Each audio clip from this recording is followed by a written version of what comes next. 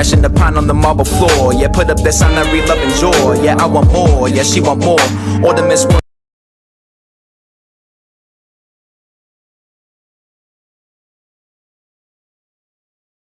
flashing lights, she only will hit to a certain song. Her channel is orange, white flannel thong. Come tag along, come tag along. Crash, love lost in a man. Look left, tiptoe to the fan. Scream, bitch, take off in the jam. Skid out, crash now, got a chance. 15 on a nigga, blue man. Brain dance with a finger on the trigger. A chance to be playing on the bill. Same tan if you standing on the pillar. Said it and right. We took it deep down, minute to climb. Took a true stand, said it and right.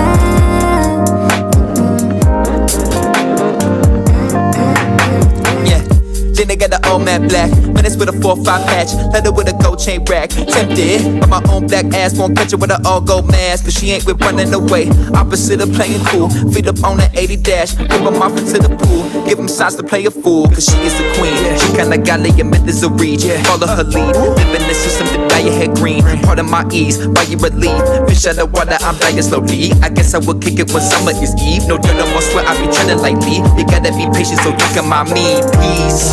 Said it and right. We took it deep down, minute to climb. We took a true stand, said it and right.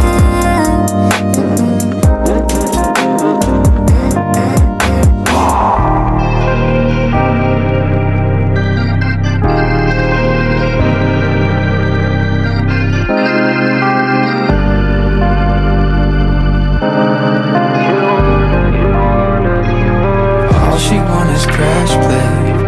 She living in that crash play. She give it up for crash play. All she want is crash play. She living in that crash play. I want some of that crash play. Black kings that push down on my will. Every day stay black to white on my mouth. I see bouquets in that water. Them stains that's been falling to you.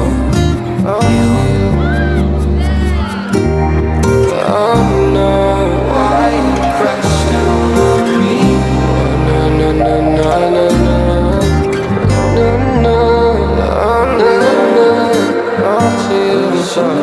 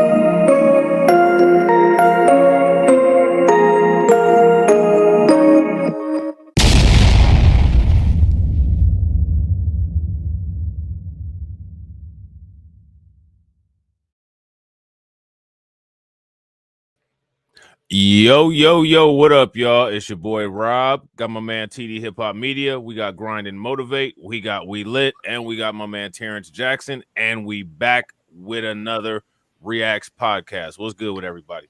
What's going on? Hey, what's going on, bro? What's going on? So we got a couple topics that we're gonna talk about today. So what do y'all want to get started with first? I got a couple topics of my own that I wanted to share with y'all. But in the title, we got Andrew Tate, Umar Johnson, and all Griff topics. Welcome. I don't know. Why don't you get into the Umar right quick? Get into the Umar right quick. Well, I don't have the Umar video, so if anybody got the Umar video and want to send it, that's cool. But what do y'all think about that interview that he did? I think it was on the Daily Wrap Up crew. I thought that it was real funny watching everybody get like triggered and upside down over what he had to say. You know what I'm saying? Like, because I don't recall how long the interview was. I didn't listen to it like in its entirety myself. I just listened to other people react to it. And he talked as usual, high power, pro blackness and all that good stuff. But that's not what people were tripping about. Right. You know what I mean? They was basically tripping about him simping. I mean, you just got to call a spade a spade. He was simping and simping hard. You know what I mean? I'm not saying there were no elements of truth in what he was saying. You know what I mean? But like the simping was on 10,000. You know, as far as the simping goes, what was he simping over? What was going on with the simping? Well, basically, like as it pertains to the black community. Oh, okay. Well, let me. Outside of just like black community, right? As far as like the talking points that have been made mainstream by way of like Kevin Samuels, right? He opened up a whole lane for everybody to like, eat off of, even now after he's gone, right? Yeah. So, the whole modern man, modern woman type thing, and then like, kind of black manosphere thing where like, black men got to compete with black women and the thing black women are too masculine and yada yada yada, that whole type of deal, right? Gotcha. And basically Umar did not deny any of these things, saying things about like black women are too masculine and all that kind of stuff, or black women don't listen and all that kind of stuff. He wasn't denying any of it, but he placed all the blame at the feet of black men. He said it's all black men's fault. So basically he was blaming black, hashtag blame black men's, for everything. You get what I'm saying? Everything was hashtag blame black men's, you know what I mean, coming out of Umar's mouth. Right. And there's it was a really interesting dialogue. You know what I mean? Like, he started kind of getting into the whole talking point that I remember, I think it was Boyce Watkins was getting into like about a year ago, basically saying like, if you don't want to take care of other women's children, then like something's wrong with you. that whole deal. Like you should be out here stepfathering it up and all this kind of stuff. And then when he was challenged on it a little bit, he would try to backtrack a little bit and be like, well, I'm not saying stepfather it up, but like, what are black men doing as the community to take care of these boys? And like I said, I understand his points to a certain degree, because me and Rob, we talk about like, a lot of y'all might know about the brother King Randall. Like me and Rob, like I bring him up to Rob all the time. And King Randall does a great thing out there in Georgia, helping black boys with his school, and that's what's up. That's dope, and I support it. But like coming from Umar, it was really just him simping. Like if you listen to it, it's like you just trying to like smash something. You know what I mean? Like, come on, bro. That's wild. That's wild. Entry level smash tactics. So basically. Check this out. Shout out to Derek. Derek just came in. If you guys haven't smashed that like button, make sure you guys smash the like button. Also, if you guys haven't hit the bell and subscribed, make sure you guys hit the bell and subscribe and let us know where you're viewing from. So check this out. I got a little clip, and shout out to Grind and Motivate. He threw some links in the back chat. Bronze the God had sent me this clip, and it was perfect because he downloaded it. So we could check this out in the downloaded format. But let me know what y'all think about this. Social media feed. Does it look like Black America's in a crisis? Go down your YouTube. Does it look like Black America's in a crisis? Right. Go through your Twitter. True. If you did not know how racist America was, and you went to Black Twitter, Black Instagram, Black TikTok, Black Nothing YouTube, important there. could you tell? No. Don't it look like we live in the best times of our lives? Absolutely. Because Black people are like overgrown children. Slavery arrested our psycho-political development. Slavery arrested our psychopolitical development. The slave system turned us into eternal children in this country. What do children do? Nah, better question. What does eternal mean? I don't think he knows the answer to that question. Well, I mean, if it's eternal, then what's the point of bothering with it? Because he's trying to get that money up so he can keep with the school scam. You know what I'm saying? I mean, a spade. This is the man right here. This is Umar Johnson telling you what you are, an eternal child. You know what I'm saying? So I mean, just bear that in mind. Let's keep listening. Did y'all want to add any commentary while I got it stopped or no? I got nothing. I'll wait on it. All right, bet. They spend their money on the things that they like. Right. And they beg their parents for the things that they need. Is that not Black America? $2 billion on Air Jordans every year. You're right. $4 billion on liquor, $30 billion on hair and beauty, nearly $1 billion on chicken, turkey, beef, and pork. Wait, we can't eat chicken, turkey, beef, and pork? Right. But We smack her on every other video. That's just Negro shit he said. Grits and oatmeal for eternity, child. Right. Kool-Aid. You want to eat beef? You know what's wrong with you? Popsicles. Man, that's You know wild. what's funny is that like I don't even know like where he's even pulling these this data from, because like as far as like statistically speaking, there was a really good what do you call it report that was written by way of Duke University with Sandy Darity, William Darity Jr. and a couple other economists, right, a couple years ago. And like the whole idea that Black people spend their money differently than everybody else it's just not true. It's not rooted in facts. It's not rooted in any type of statistical or data. It's not. It's just a lie. How can you collect that data? And also too, Right. and especially also too, as it pertains to like not spending our money on things that are important. When it comes to actually schooling, right? Now you can have an argument about there needs to be maybe more of us that should be going into higher education. All that's a different argument. But as far as those that actually do, we spend the most. You get what I'm saying? Whether it be loans, whether it be having family members and friends or mothers and fathers help us out. It's just not rooted in facts. Like they have the I don't have it in front of me right now. You get what I'm saying? The report, but it's just not rooted in facts. Like he's literally making shit up. You know what I'm saying? He's making stuff up, to prove a point that, we don't spend money on the things that are important.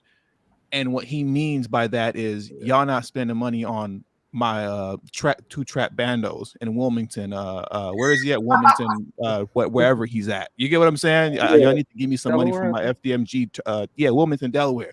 Y'all need to send me money from my two trap bandos, the FDMG trap bandos. And y'all not giving me no money. That to perfection.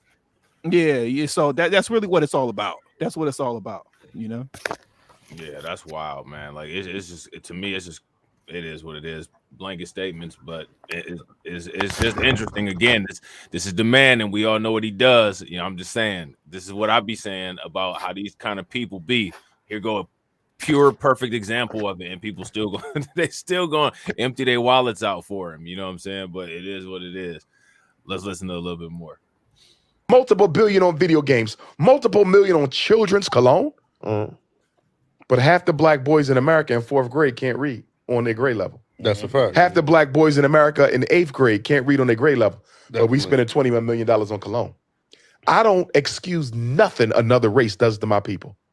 Because as a human being, you should be able to practice decency, whether you're dealing with a billionaire or somebody who's dead, broken, homeless on the street. You understand me? Definitely. But we have to look in the mirror too.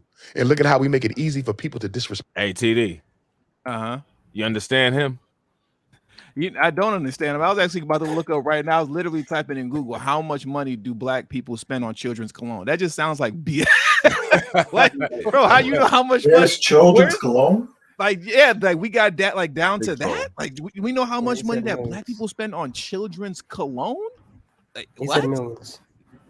He's right, man. Hey, this dude is this is the PhD right here. You know what I'm saying? This is a scholar. You know what I'm saying? This is a scholar. I need the Affect results us. on that. Because how does a people in your condition have the time to engage in this type of tomfoolery over here?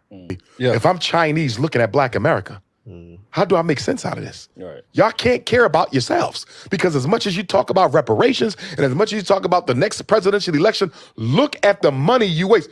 Imagine a Korean walk into a Black community meeting on reparations, a Korean, and stand up and say, can I ask y'all a question? Why y'all in here arguing over reparations when y'all done turned my people into a $1 trillion nation? Take $30 billion off y'all people a year.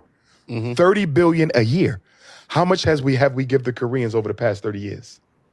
What's 30 billion times 30 years? And you talking about reparations? You see that?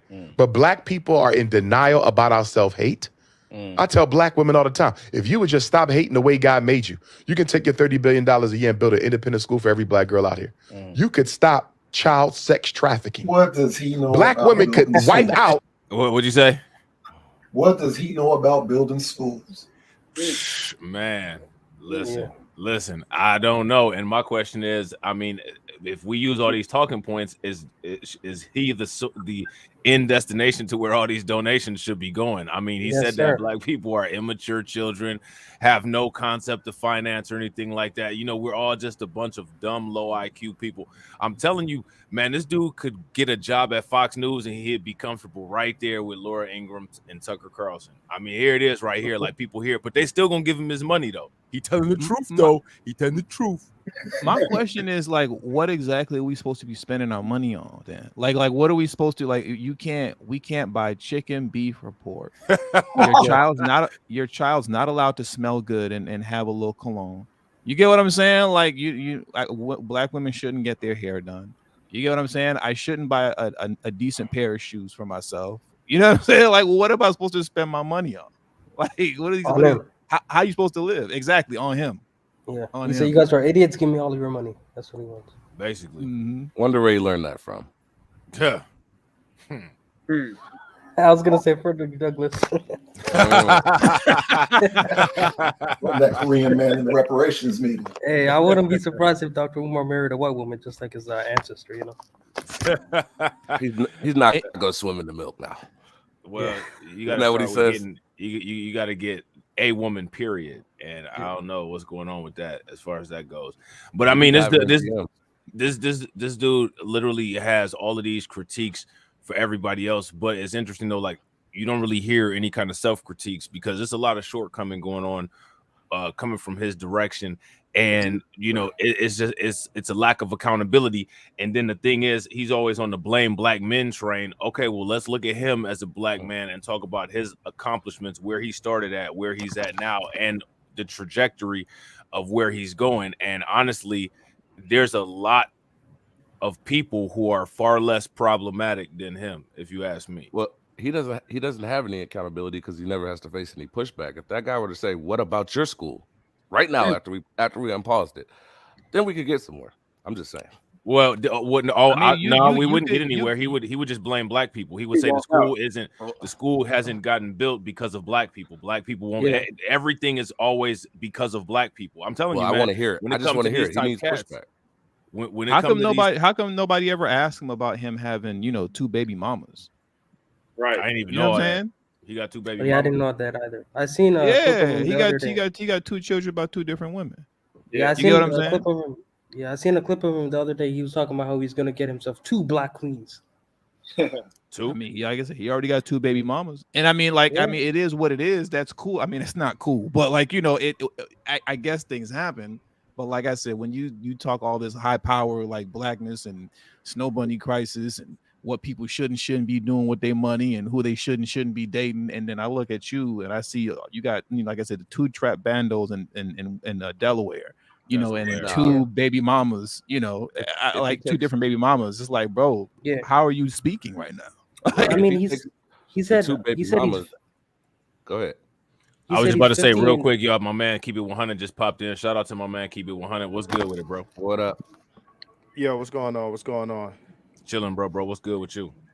Nah, I was on a phone call, man. Pardon me for showing up late and all that. No worries. You all good. No doubt. How deep are we into that? Into this simp fest? I see who's on the screen, and I know it's a simp fest going on. You know, we didn't even get into the simping part too heavy yet. We still breaking down how, like, you know, black folks, we're not supposed to buy beef, pork, chicken. We can't have our children smell good and wear cologne. We're not supposed to buy decent shoes, like none of that. Because all the money's supposed to sit in our little Jim FBG. Crow corner and go back to our little corner of the world and not interact with the rest of the world because Dr. Umar Johnson says so. Yep. Yeah, shout out to Bernard Rod. We just had a conversation about this a little early. I was on a live, man. You know, some of this stuff that he's saying is crazy. You know, I guess let's go into it, man. Let's get to it. All right, bet. I'm about to run this.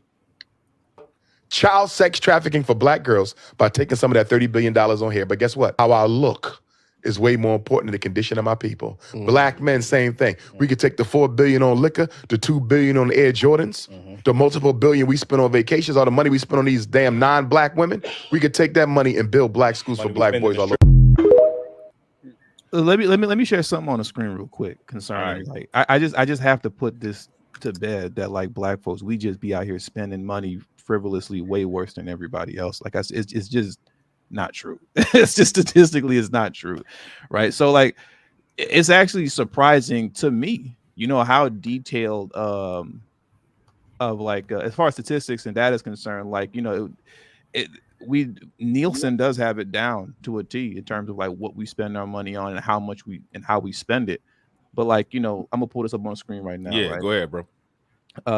Is it up there? Let me go back over to the stream yards.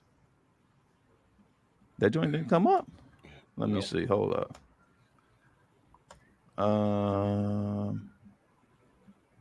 Let me try it again.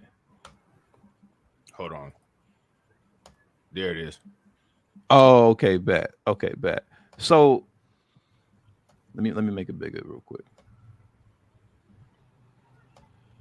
I'm tripping. My fault. Hold up. Okay, so this is just the only point that I'm making. Like, I could get into more data, but, like, I don't. Yeah, it's not like that serious. As you can see here, like it shows you, like, in the red, it's how much black people spend, and then on the right, it's total spend, like, overall, and then, like, this is, like, on the far right, the percentages is, like, you know, how much black people spend, like, concerning these products, you know, within the greater body of everybody else. My point is that, like, from charcoal to cookware to detergents to household cleaners to gum, you know, to bottled water and to spices and seasonings and refrigerated juice and drinks, like, we spend proportional to our, like, population size. You get what I'm saying? Like, you don't see all these things, like, blowing out the water like we do. We spending 75% on all this compared to everybody else. Everything is proportional. You know, the only thing that you see is blown out is ethnic hair and beauty aids, which makes sense because it's ethnic hair and beauty aids. You know what I mean? But, like, everything else concerning toiletries all the way down to gum. I mean, like I said, damn, bro, like, what are we supposed to spend money on if we can't even buy gum? Like, what are we talking about here? Right. But that's it. I just wanted to put that to bed. One thing that pointed out, what stood out to me is, I think he said, what? How much on Air Jordan? He said something like 20 million or something like that. I think he might even said more than that. No, I think he said something in the billions. Oh, right? no, yeah, I think, yeah, no, he did say 20 billion or something stupid like that. Right. Which sounds to me like their total, revenue. It is. And why would you put their total revenue on black people like we're the only ones that buy Jordans? Right. Little razzle dazzle. Right. It's that type of shit that make me not take people seriously. And that's why I told somebody the other day, man, you know, a matter of fact, I told Bernard and them earlier, I said, Umar does not debate people who challenge him. Right. Most of these cats don't. Right, because they so fanboyed up by the fact that they got Umar sitting there. They just sit and let him do his 1-2 preacher, shtick.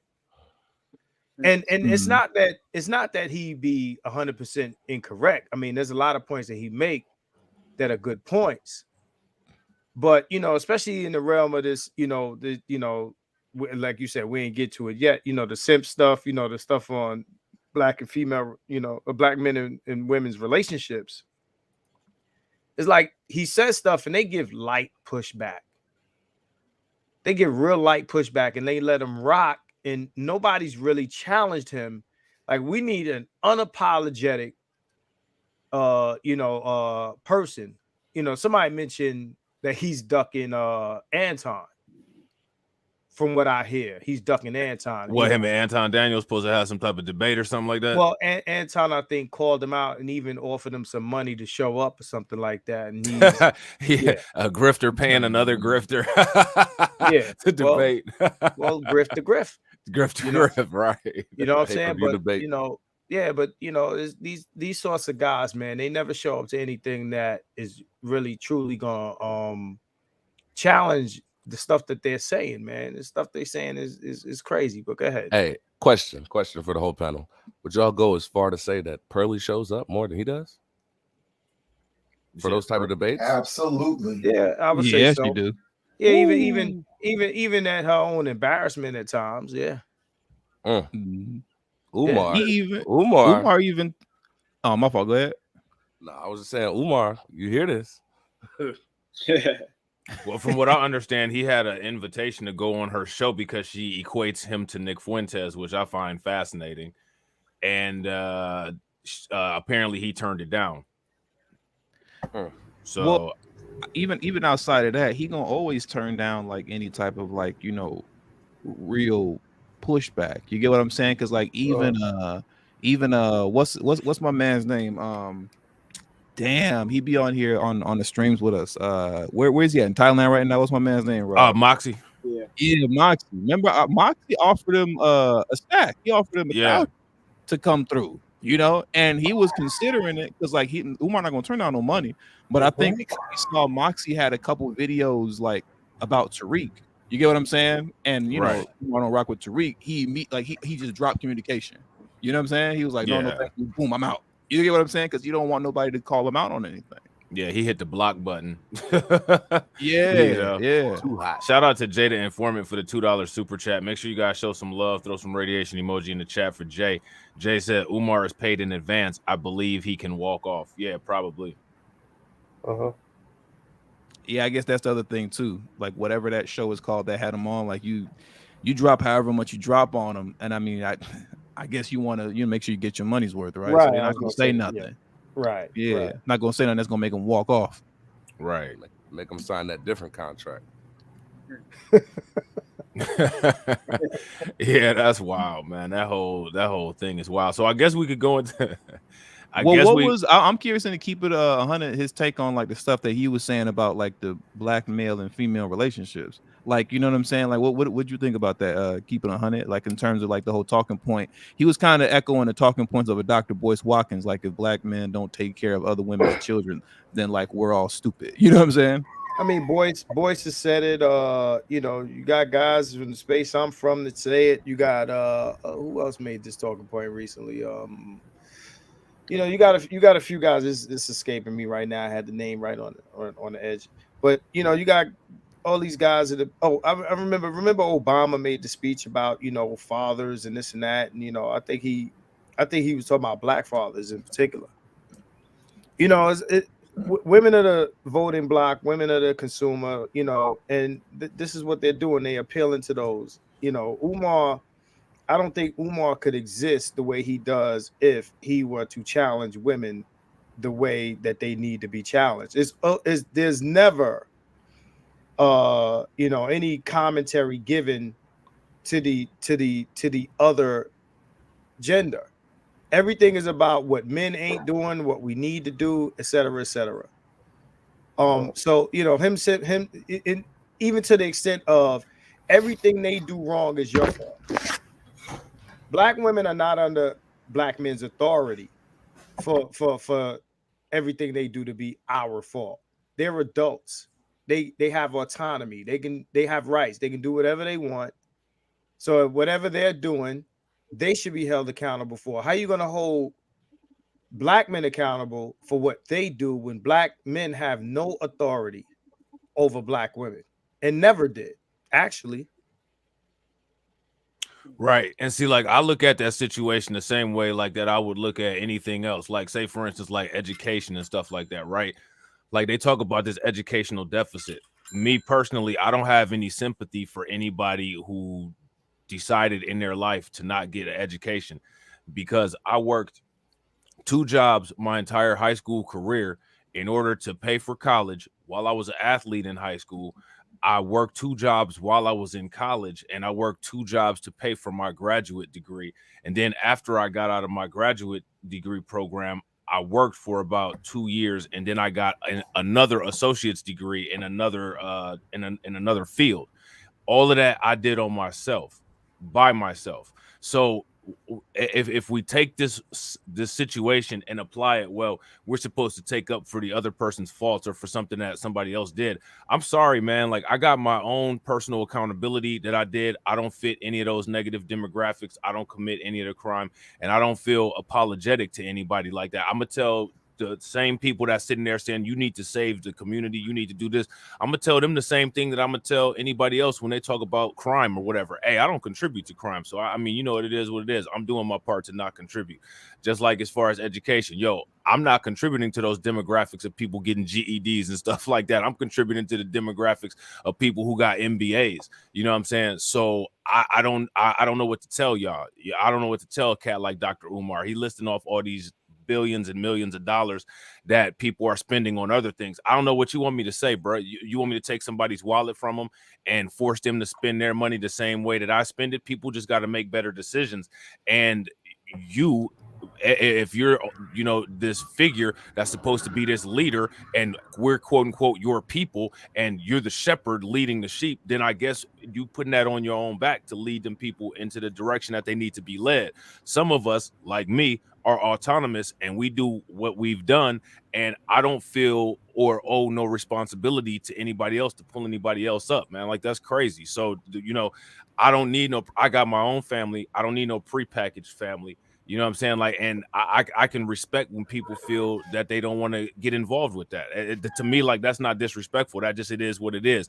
And for another man to try to task to other men that they need to take, you know, some type of responsibility or take some type of ownership of something else that somebody else had going on, man, you weren't involved in that person's life to even have any kind of influence on that decision. Well, you know what I mean? That's just, to me, that's just crazy. Yeah, I get and it. also, oh, my fault. Go ahead, bro. Go ahead. I would get if it's like if you're like an uncle to him or anything like that, but it's like it's some random kid on the street, bro. I'm not taking care of him. What the hell? It's crazy. Yeah, and like I was gonna say too, I go back to it because I said it earlier. You know, to the brothers like King Randall, like it's out in Georgia, who has his school for black boys and all that. I commend him. I don't not support that. I 100% support it. You know what I'm saying? Like, I take my hat off to the brother, and I think it's a great thing, and I think it should grow and expand. I think it's great. And if that's what he wants to do, like I said, more power to him. I support it. But to others that say, like, listen, man, I got my own family. I got to look out for me. How you gonna shame them into saying I'm just looking out for me and my family? That's crazy. You know what I'm saying? Yeah, real talk. So let me see. So I guess if y'all want to, we could look at a little bit more of that podcast, and we could stop and go on it if you want to, or we could come back to it if y'all want to. It's up to y'all. No, He's been dissected, bro. So go ahead. Go ahead. No, go ahead. Throw it on. Okay, all right, bet. Let me see. All right, let's see what we got here. All right, I'm gonna just speed it up a little bit. Let me know when y'all want me to stop. Oh, here we go. I see that black men must take responsibility. All right, let's get it. Right. Because nobody else has been through what you've been through here. Everybody in America showed up as an immigrant. We're the only people who showed up as imports. Why would you dare make the gay struggle equal? Why would you dare make the Arab or Asian struggle equal? Ridiculous. When those Asian women were murdered in Atlanta, which was a tragedy, and I didn't have a problem with the president making a law against it. But my problem was you had about 8 to a dozen Asian women get murdered in one night. And as a result of one night, the president and vice president flew down to Atlanta and met with the Asian community. He passed an executive order almost overnight, a congressional bill came, anti-Asian hate, unanimously passed, almost overnight. My issue with that, one Asian tragedy, they get a personal meeting with the president and vice president. They get an executive order. They get a federal law that makes it illegal to even use a racial slur. We've been here 400 years. You ain't never flew down and met with us face to face after no tragedy. When that damn devil walked into that supermarket in Buffalo, New York, and murdered those Africans, when Dylann Roof walked into that church in Charleston, South Carolina, murdered those Africans, we didn't even get a face to face meeting from the president of the United States, who was black at the time, Barack Obama. But this is what you do for the Asians? And then you sign an executive order? And then you sign an anti-Asian hate? Where's the anti-black hate? I don't want to sound dumb, but you know, they would have to deal with their people. Who do we have that would support us? I agree with you. The reason they responded to the Asians the way that they did, is they got somebody to call home. Absolutely. You have China, you have Japan, who do black Americans have to call? Who have political power. Yes, that America has relationships with that they can't afford to lose. Exactly. And you will have to answer. There will be political, economic consequences for letting our people get mistreated in your land. We don't have that. And the reason we don't have that is because we have not helped to build a single African state into the power base we need her to be so she can speak. What do y'all think about this so far? Hey, he shifted gears and he's dropping gems now all of a sudden. Power base where? Here or abroad? Either. I mean, you know, again, Umar, when he talks politics, most of the time he's on point. You understand what I'm saying? But again, what does he propose? Because you can't build it here. What he's talking about, you can't build here. There's no African nation that can back us to force America to treat Black Americans right. That's because they treat us like that over there. Right. They take it over. They take it over there, and we don't have no power over there. Right. China is about to own Africa. So to the Pan-Africanists, and you know, including Umar himself, you know, anybody listening to here that's Pan-African, just understand that China is the new white man on the continent. So basically, he's saying this shit's a wrap. It's a wrap. That's what he's saying. So yeah, so for those, you know, comparing us to these other people, again, he said the way we were brought over here ain't the same way they were brought over here. Yeah, they came over here as immigrants. We came over here as, you know, imports, right? But where we were imported from, those people, even if they did support us, what sanctions against America could they impose? None, right? None, zero, zilch, right? So the only thing left to do would be to, you know, again, I tell people the most powerful thing Black people have was the boycott. You see, my thing is too. Right. Again, he's throwing the responsibility of the state of Africa on Black people here in the United States. He's sitting there saying, we haven't helped build one African nation. Like, why, how are you supposed to build an African nation here in America? Like, you got to build your own nation where you at, bro. Right. You can't. Shout out to Akon, though. Black Americans can't build a nation in Africa. Listen, right? Akon got a rock in the middle of a desert, calling it Akon City. I believe in him. I believe in him. Who here knows about Liberia? A little bit. And this is the thing, right? Anytime I come across people talking this Pan-African shit, right? I say, what do you know about Liberia? And then motherfuckers get quiet. Okay, so Liberia, and anybody can look it up. Liberia was pretty much Black people's, Black Americans, answer to Israel, right? It was a state that America gave to Black people to go back to Africa. Right. Guess what happened?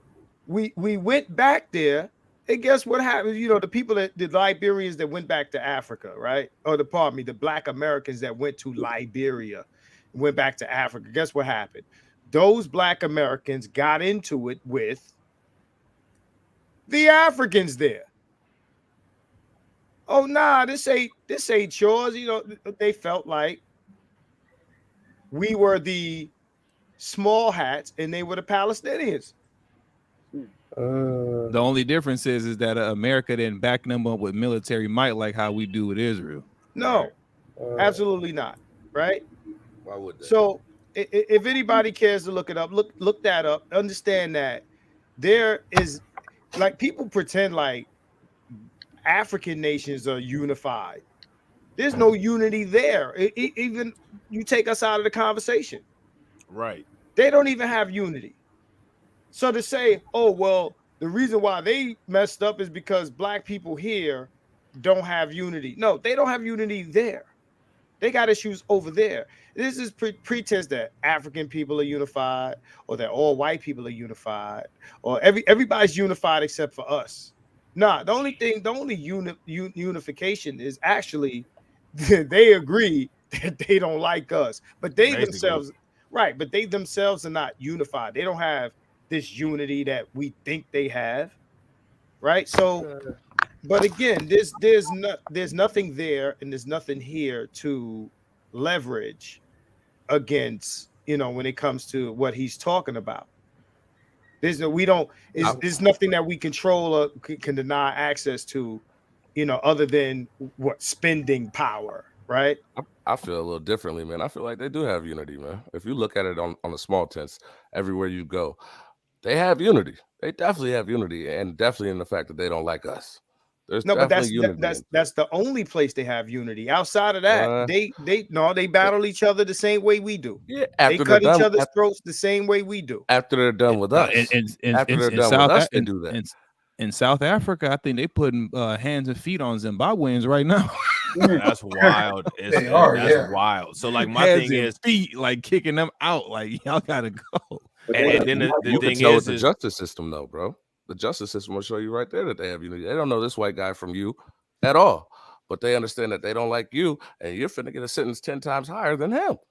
Period. When I say the South Africans are putting hands and feet on the Zimbabweans, I'm talking about the black South Africans, not the white ones. I was talking about something else. See, y'all are looking at different groups' unity in its relation to how they feel about you. Right. It's just like amongst black people hate other groups. We don't of even black have that people. against them. No. Check this out. I'm listening. Black people dislike other groups of black people relevant to how white people are treating different groups of black people, which is wild to me. We don't like you because the white man accepts you, or you get treated better, or you get accepted, or you have access that the white man. We hate each other based on how white daddy is treating one group of black people compared to another group of black people. And that happens here too. Yeah, but I'm talking about here. I'm talking about here. The reason behind that is they had 400 years. I mean, some had to work right. I mean, no, I'm not. What do you expect from 400 years of them pulling this bullshit? Right, but we bought it. But now it's become part of our culture, right? Exactly. Yeah, some work right. And then we look at all of these people like outside of us being in the environment, like these people are just loving each other when we're not in the room, because when we're in the room, they all agree that they don't like us, and that's not the same thing. That's not what unity is. Agreed. That's not what unity is, man. No, that's facts. Like I'm out here in LA, right? You got mad different type of Hispanics here. Obviously, it's majority Mexican, but like you got them all over here from all over Latin America. They don't bang with each other like that. Mexicans don't rock with Salvadorians like that. You know what I'm saying? Mexicans don't rock with like Guatemalans and stuff like that. Like they bang on each other all the time. You know, and when you frequent like different parts of the internet, like it's really funny how like people like Umar and a lot of other black folks kind of like what Keep It 100 is talking about, how we think that everybody's united except for us, and it's not true.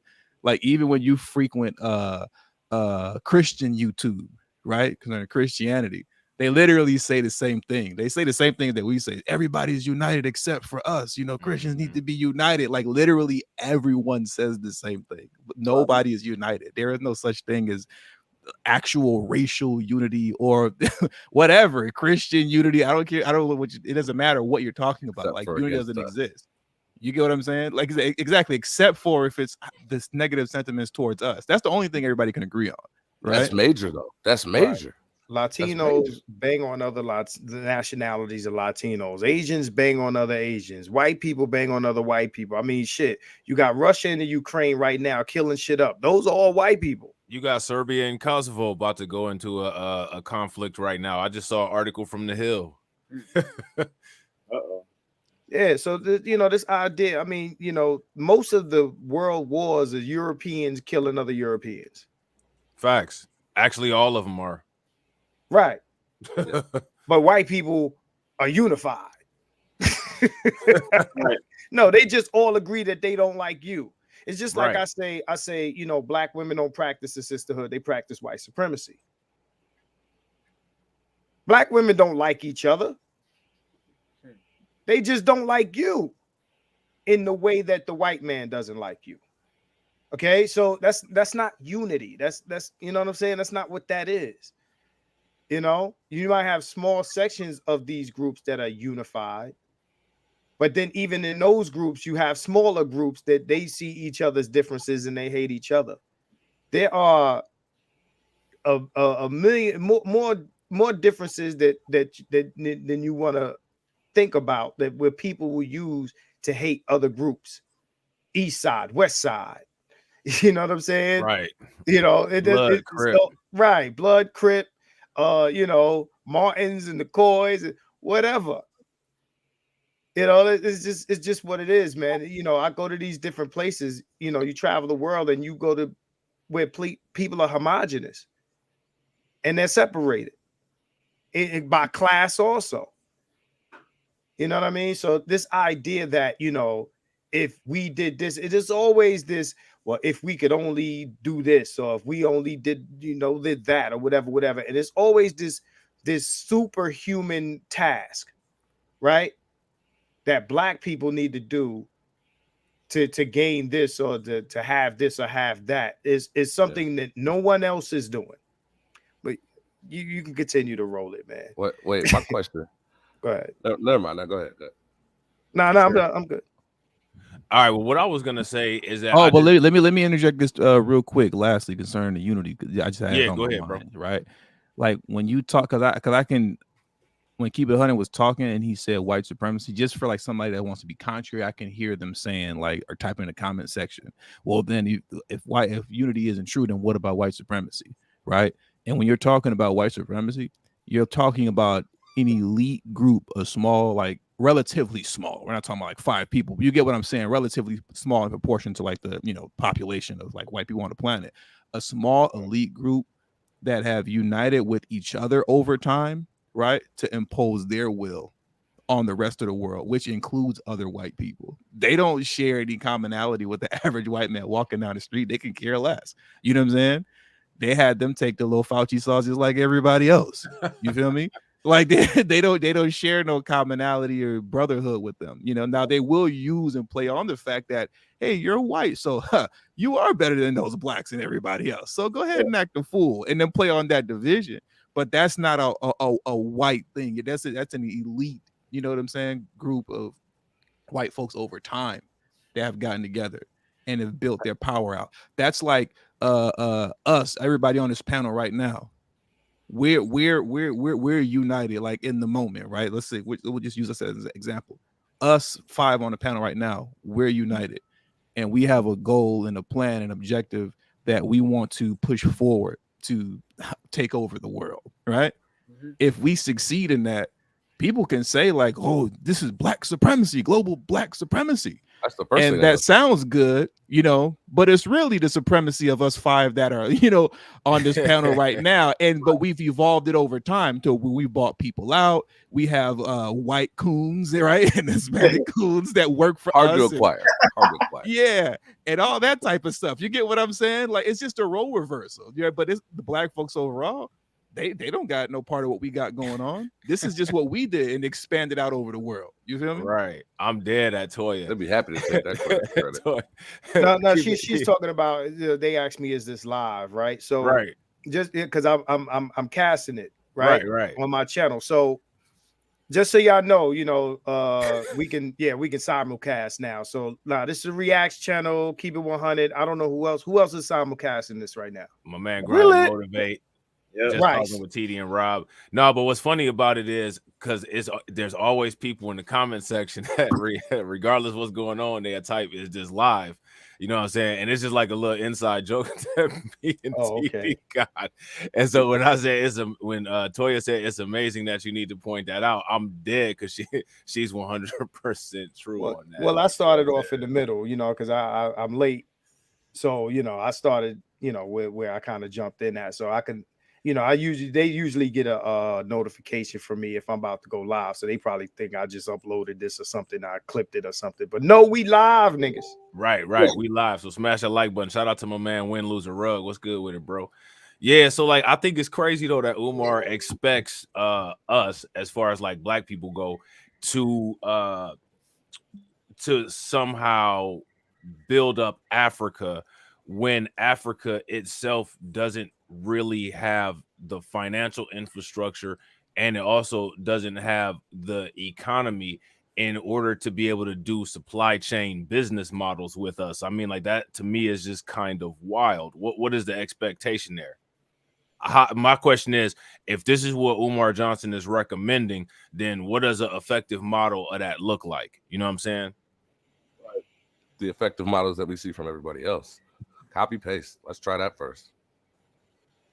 Right. So that would mean that the people who have the most power, which would be those countries in Africa that have black leadership, they would have to be doing that, right? But they just got a ton of loans. Right. So for him to say that we need to build them up is kind of, I don't understand how we would be able to do that. There is no second hand. There is no second hand until you get rid of the debt from China, until you make sure that the government is not corrupt to the point where they're the #1 importer of grain from Ukraine from the World Food Bank, because the countries there like Kenya and Somalia are in such dire shape. You know what I mean? Like there's a lot of things that have to go on. We here in the United States, we could definitely utilize the existing infrastructure to supplement something like that if they were to get things together, but they're just now starting to national socialize their resources. So for us to be able to do something, they need to have full resource control. As of right now, what Umar is suggesting, if we decided to do that, Africa has been so mismanaged by African leadership, which again is one of the reasons why we're here. It's been so mismanaged that all we would be doing would be putting money back into the Chinese economy, the Russian economy, and the American economy. So Hammer again, don't hurt them. All of those points need to be pointed right back at Africa before we could even start any kind of talks of supply chain management. Like this when Umar is saying all of this, calling people here in the United States, these Africans here. No, bruh, turn around and go talk to them people in Somalia. Go talk to the people in Ghana. Go talk to them people in Sierra Leone and have them get actual Africa together. And then us here, American descendants of slaves that were outcasted by those Africans, you know what I'm saying? Maybe we can get something together and get a business relationship together. But like, man, miss me with this nonsense right here. Umar Johnson, if you ask me, is way out of pocket and offensive with half the stuff he talked about before we even get into this. Serial symptitude, you know what I'm saying? But that's just hey, relax. You gotta relax. Put your glasses back on, Rob. Put your glasses back on. Right. Put your glasses back on. You got a pocket, you know what I'm saying? Relax. You gotta relax. Hey, they got us in a Titanic submarine hole. Okay, that's all I gotta say. We gotta dig out. Man. Does Umar really have respect from African people at all? Umar doesn't get respect here, bro. Yeah, but like I'm interested to see. I don't know. Yeah, Umar, baby daddy. Talking baby daddy. Umar travels Africa. Right. I've never seen him in any kind of African spaces or anything like that. And even if we were to kind of do the whole African thing, what country do you guys even think that we could? What country would you even suggest us pouring something into? Me personally, if I was to do something like that, from what I know about most of the countries there, I would try to deal with Ghana because Nana Addo, who is their president, seems like he's got the right idea on how to turn the economy around. Another country that I'll possibly deal with is Nambia, because Nambia is actually trying to national socialize their resources like the lithium mines and stuff like that. So if they get control over their resources and are able to have a little bit more bang to their buck for their exports, that would, to me, make the most sense with those places that had the most control. Right. You know what I'm saying? They got to grab their nuts first, man. Let's just Isn't keep Ghana talking about some? Weren't they saying something about us coming back over there or something if we wanted to? Yeah, the right of return, I think it was called a couple years ago. Okay, so yeah, we got to have somebody that even cares about us or likes us first. Everybody else is like y'all were saying, is against us, unified against us. So there's that issue already. Right. And my thing is like, if Dr. Umar Johnson in his conversations, if he actually talked about those kind of things in terms of like exploring the business options, I would be down to listen to what he's saying from like a critical analysis. But I mean, if you just sitting up here, you know, like shaming and doing all of this and saying we need to do that and do this without any kind of without any kind of blueprint behind it, it's really hard for me to take that kind of talk serious. You know what I'm saying? How you telling us that we got to build another nation up here in America and he can't even build up a school? Right. How that makes sense? See, there we go. United against ourselves again. It's been 10 years. You gotta relax. Have faith. Have the faith of a mustard seed, brothers. Yeah, have hope. Shout out to Obama. Have hope. You know. Yo, let's play some more of this video, man. All right, bet. All right, and real quick, guys, shout out to everybody that's watching. Appreciate everybody that's checking it out from Keeping It 100's channel. Shout out to Just Talking with TD and Rob. Shout out to Reactz, We Lit, and Grind and Motivate. Make sure y'all smash that like button, hit the bell, and share the stream out. God for us. We have used our money to empower all these nationalities and use almost none of it to empower Africa, the very continent we need to do what you just said. Be strong enough to be a diplomatic voice for American Africa. But this is why I asked you before. Hold on, man. Just real quick. I just want to let everybody know what Umar Johnson said. Umar Johnson said he just wanted surviving descendants of slaves to revitalize the continent. Just so y'all know, the entire continent. Yeah, we're post-apocalyptic here, and he wants us to revitalize a continent, not only just any continent, a continent that is literally on top of an actual gold mine, tanzanite mine, lithium mine, ruby mine, diamond mine, and any other kind of mine. He wants us here in the United States, where we are, you know what I'm saying, barely getting by, mind you, descendants of slaves of those people there, to revitalize somehow the continent. If he wanted us to revitalize it so bad, we should still be there. But you know what I'm saying? They wanted us here. So it is what this it is. nigga's scared. I'm just saying, like, and see, shout out to my man Marcus right here. That's why I always be saying the world is correct. I think that's why he's not successful, because he's trying to have his hands in too many different things. I think somebody talked to him about why, you know, he's over there in Africa, or why he's trying to solve African problems and American problems at the same time. And I think that's probably why he's not really having no success, because he's too busy trying to do everything. It's like when you have a black person on there talking about what about the LGBT problems? What about them being marginalized? Like, bro, like we need to worry about us first, in my opinion. How many of these African nations are offering citizenship, right? Number one, right? Number two, from what I understand, and because me and shout out to Green Gorilla, we had these conversations. A lot of these countries on the continent, you can't own a business or do certain things unless you partner with a national. Yeah, that's how most places are. I think it's even like that in Mexico and other places. It's definitely like that in China, right? Where you can't. But I'll tell you this: those Chinese people that go over there to the continent, they don't have to partner with no national. They can own, they can do business, they can do all of this stuff without having to, do some of the things that any of us would have to do going over there to build something, right? So then you got to think about you have to be in a business partnership with a stranger who you don't know, doesn't have any obligation to you, right? Just under the premise that y'all black and we brothers gonna work it out, right? So it's not all open arms on the continent for Black Americans, depending on what what nation you talking about, because people talk about Africa. When they say Africa, they tend to talk about it like it's a nation, like Right. Africa is a country. You can't even go from each country, and for one, the African there's no African economic bloc. They're trying to work on getting that together right now. And second of all, as far as you talking about, to back up your point with the unity, Marcus, you can't even go from country to country in Africa with the same passport.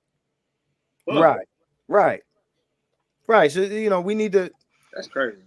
We need to stop talking about Africa in terms of like there's an African government or an Africa, senator of Africa and the president of Africa, CEO of Africa. Like Africa is a continent, is a landmass. All the presidents of Africa are white: Emmanuel Macron and Vladimir Putin. Damn. Right. So, before we talk about what we should do for Africa, tell us what the incentives are. And I ain't, tell us, oh, because then we'll have a base. No, it ain't that simple. See, it's easy for him to talk this way because it's fluff. It sounds good. It's preach. It's a sermon. You understand what I'm saying? What's up, King? I see you. Oh, black people need to do this. We've been hearing this type of talk since we've been here. Facts. You know what I'm saying? What black men, black people, especially black men, what we need to do and what we ain't doing, and if we only did this and this and that and the other, and we tired of this, chase your tail nonsense. You tired of this chase your tail nonsense, man. We at the point where it's like, you know what? Everybody do what you got to do. To get to the next situation, man. The next day, the next level, whatever it is that you got to do, man, for you and yours. It is at this point is that's what it is. Well, I remember. Right, go ahead. I know. I was just gonna say, like, to piggyback on what you were saying. My man, Farrell said out of Chicago, the old head out of Chicago. I was listening to one of his streams once, and he literally said the same thing that you said. Like, we talk about like black, we got to do this, we got to do that. When you're talking about black folks, everybody as a whole, and what we all need to do as one giant block. And he said the same thing you did. He said, bro, it's not even all that deep at this point. You take care of your family, I'm gonna take care of my family, and if we just handle our own business, then the black community is straight. Right. just take care, just handle your own business. Right. As a individual progress becomes collective progress. Yeah. And that's how it needs. We don't need no leader. We don't need no one guy standing up in front of everybody with a microphone in a suit and tie, talking to everybody, telling them what to do, because they'll just shoot that person, right? Yeah. Right. So, individual, and then people get on me, oh, you're a rugged individualist. No, individual progress becomes collective progress. And that's how that works. I agree 100%. Shout out to Jay that just DMX. Shout out to Jay that just joined the panel. But yeah, no, I agree 100%, Marcus. And honestly, like I really, me personally, anybody that's listening to my content knows I'm not big on the preachy, shiny suit, flashy. We as a people need to do this BS. Like, to me, like in many cases, those kind of people have easily misdirected people, and then people find themselves walking in a circle asking, well, why did this happen? Why did that happen? When if you go back and look and check out the chain of events, it's easy to see why a certain thing happened. Like I don't like that kind of talk. You know what I'm saying? I have a father. You know what I'm saying? I don't need somebody like Umar Johnson trying to tell me what I need to do. As far as I'm concerned, in my life, in many avenues, I've been fairly successful, more successful than the average thing that he's sitting up here talking about. And me personally, like this there's nothing that a Umar Johnson can offer me. There's nothing that any of these people can offer me that are trying to, like, quote unquote, father everybody. If I agree with Marcus, if everybody did their own thing and did it optimally, then we wouldn't have any of this stuff to worry about. Rob, just a lot of people out there that need that. A lot of people out there don't operate on the level of operation that we do. And on top of that, like I was going to say before, a famous philosopher named DMX said, put the weed in the baggie, then get money. Okay. And if we break you it said down the famous like that, philosopher DMX, he said, don't call the spot.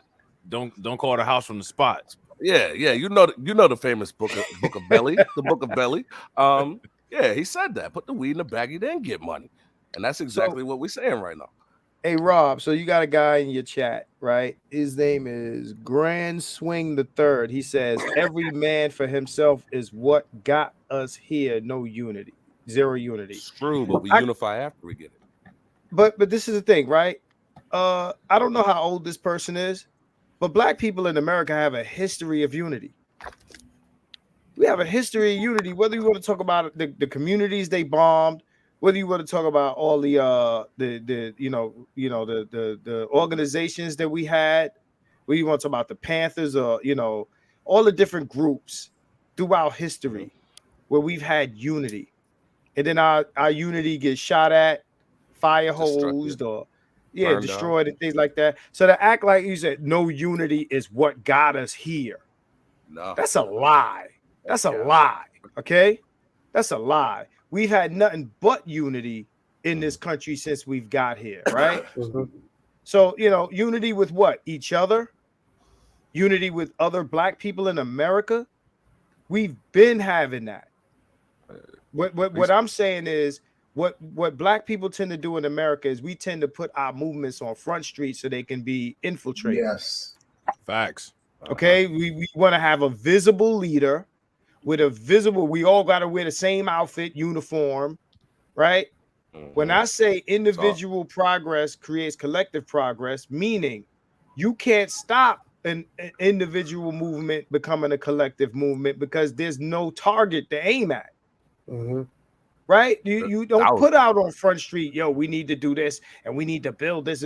No, well, let me ask this question. Let me ask this question. All of this negative stuff that Dr. Umar Johnson and all of these other people in Umar's ilk say about black people, if that's the case, and they're making this case about us, about how horrible we are, my question is, if I'm listening to a person like Dr. Umar Johnson, because I am one of those lost people that needs guidance, I'm listening to Dr. Umar, and then I'm listening to him talk about the people that I need to unify with. I'm asking myself the common sense question, well, why do I want to unify with that? Right. It's again, and that goes under the pretense that you believe what he's saying in the first place. Right. Right. You got to believe what he said in the first place, right? He said, what we ain't doing this and that and the third, and there's always this pie in the sky. What we need to do again that nobody else in the world is doing. And we always get tasked with these impossible missions. Right. I mean, like, listen to Umar Johnson. Right. Like, well, there's a Rob. There's a isn't there like a term for that? We've talked about that before, where you set the bar. You intentionally set the bar up so high that you can't reach it. Right. There's a name for that. I can't think of what that's called. I know what you're talking about. I can't. Yeah, you know what I'm talking about. Like that, it's deliberately, like keep it on. So we get put with the most impossible task to do. Like that's intentional. You know what I mean? Like I'm gonna raise this bar up so high, knowing that we can't meet it. Therefore, there will never be any expectations for me to meet it either. And I could just keep saying that we failed. All of us, we failed. No. Umar never says we. He says you. That's right. They tell you what they need to do, and then they set everything in opposition to you being able to do it. You raise your boys so that they're the most ill-equipped to do the things that you're saying they should be doing, but they ain't doing.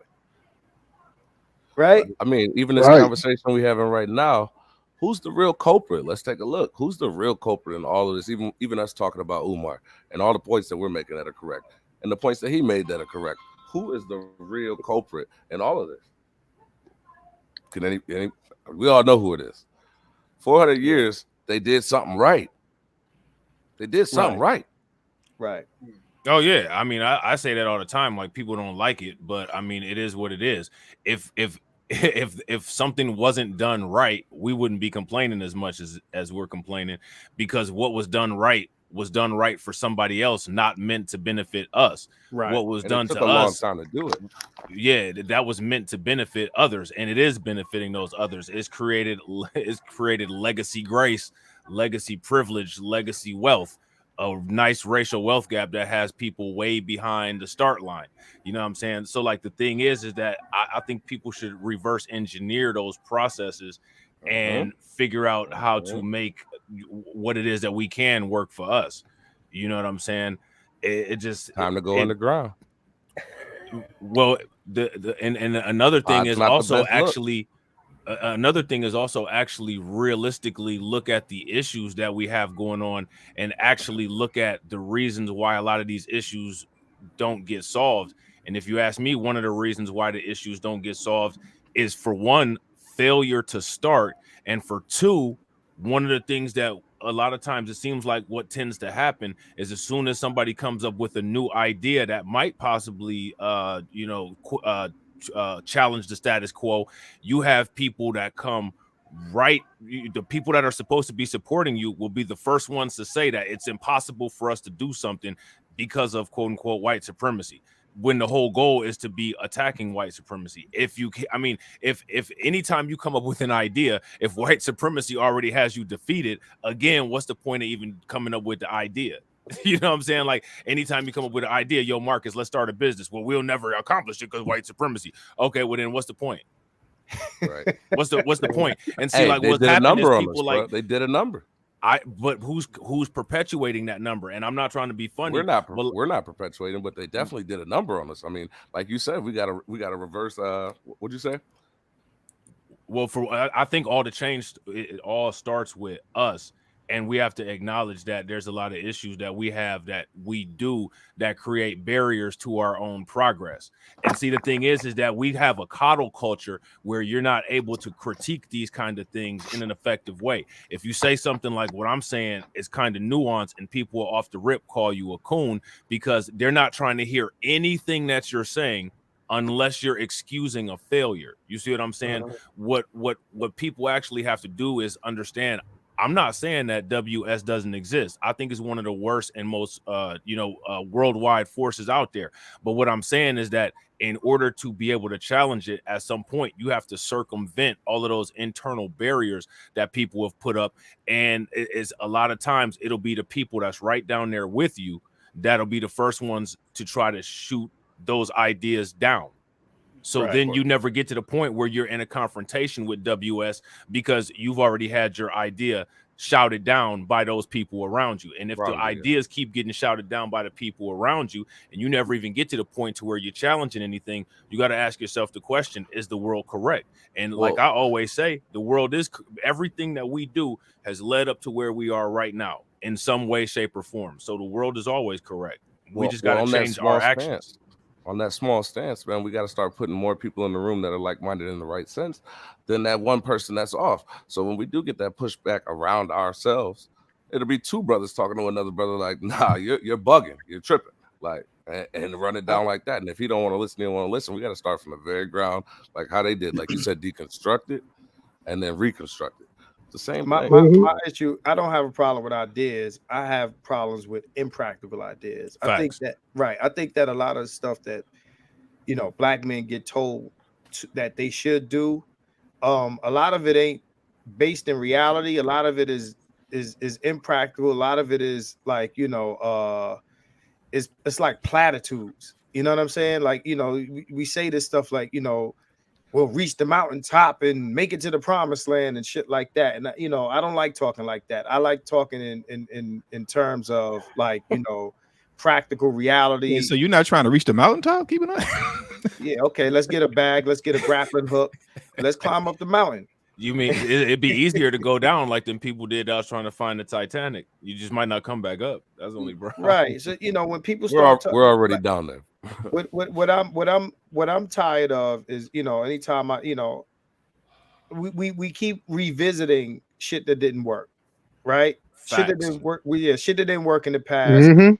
The protests, the symbolic bullshit and all of that shit. And when it comes time for dudes to do that, I opt out, right? I say all the time, look, call me when there's anything real that y'all want to do, and I'll be involved. But until then, like all the speeches, the gestures, the symbolism, the symbolic bullshit, I'm not involved. I'm not into it for none of that.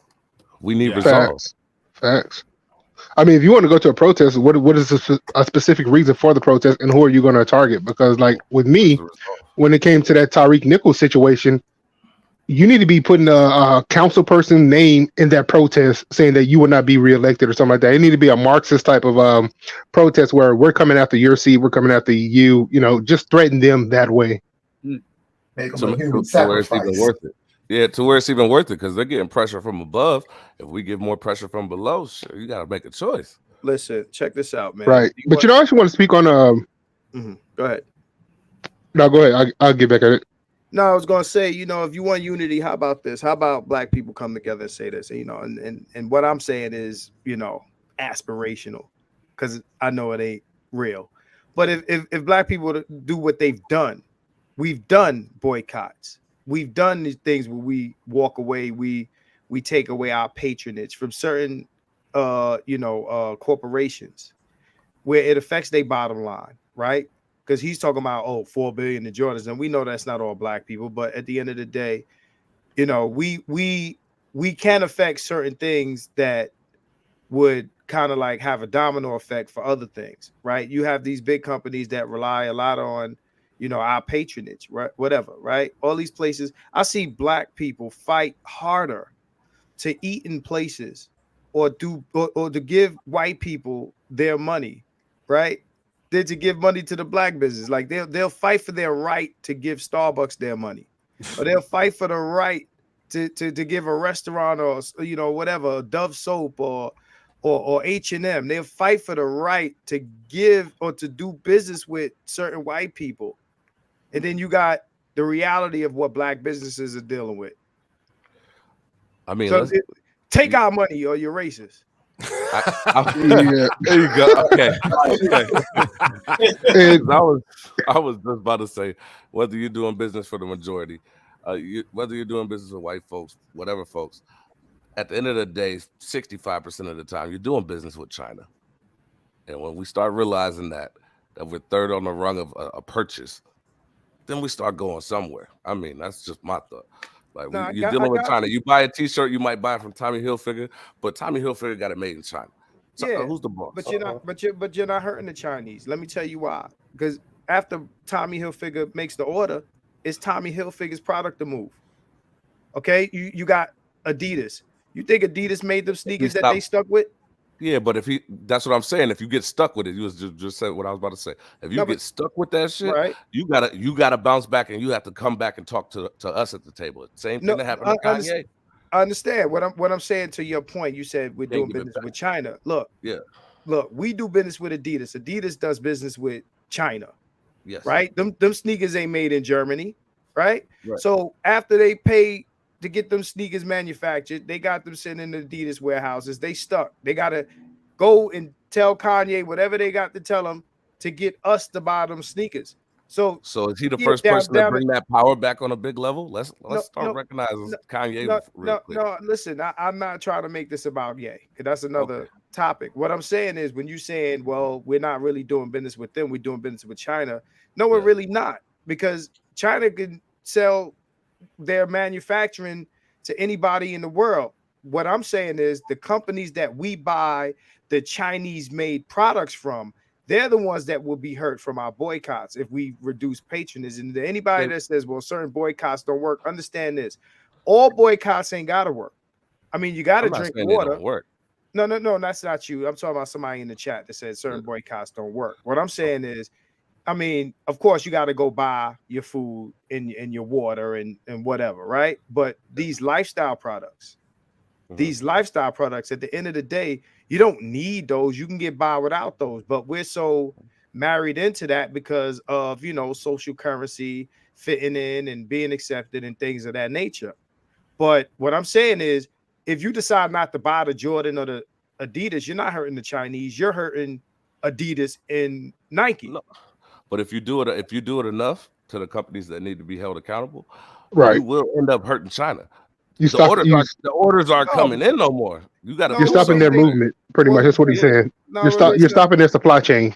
Listen, at the end of the day, well, not really, because again, they sell to whoever. Well, but the point is this, without getting caught into that, right? Because that's kind of like a side argument. My thing is this, right? It doesn't matter if our boycott shuts down Nike or shuts down Adidas. It affects their bottom line. And with the thing with these companies, these corporations, they they're beholden to stockholders, right? Which they got to improve the bottom line every year. They got to get that stock number up, period, right? So anything that's going to affect that and affect the money of the people who bought stock in the company is going to affect how they do business.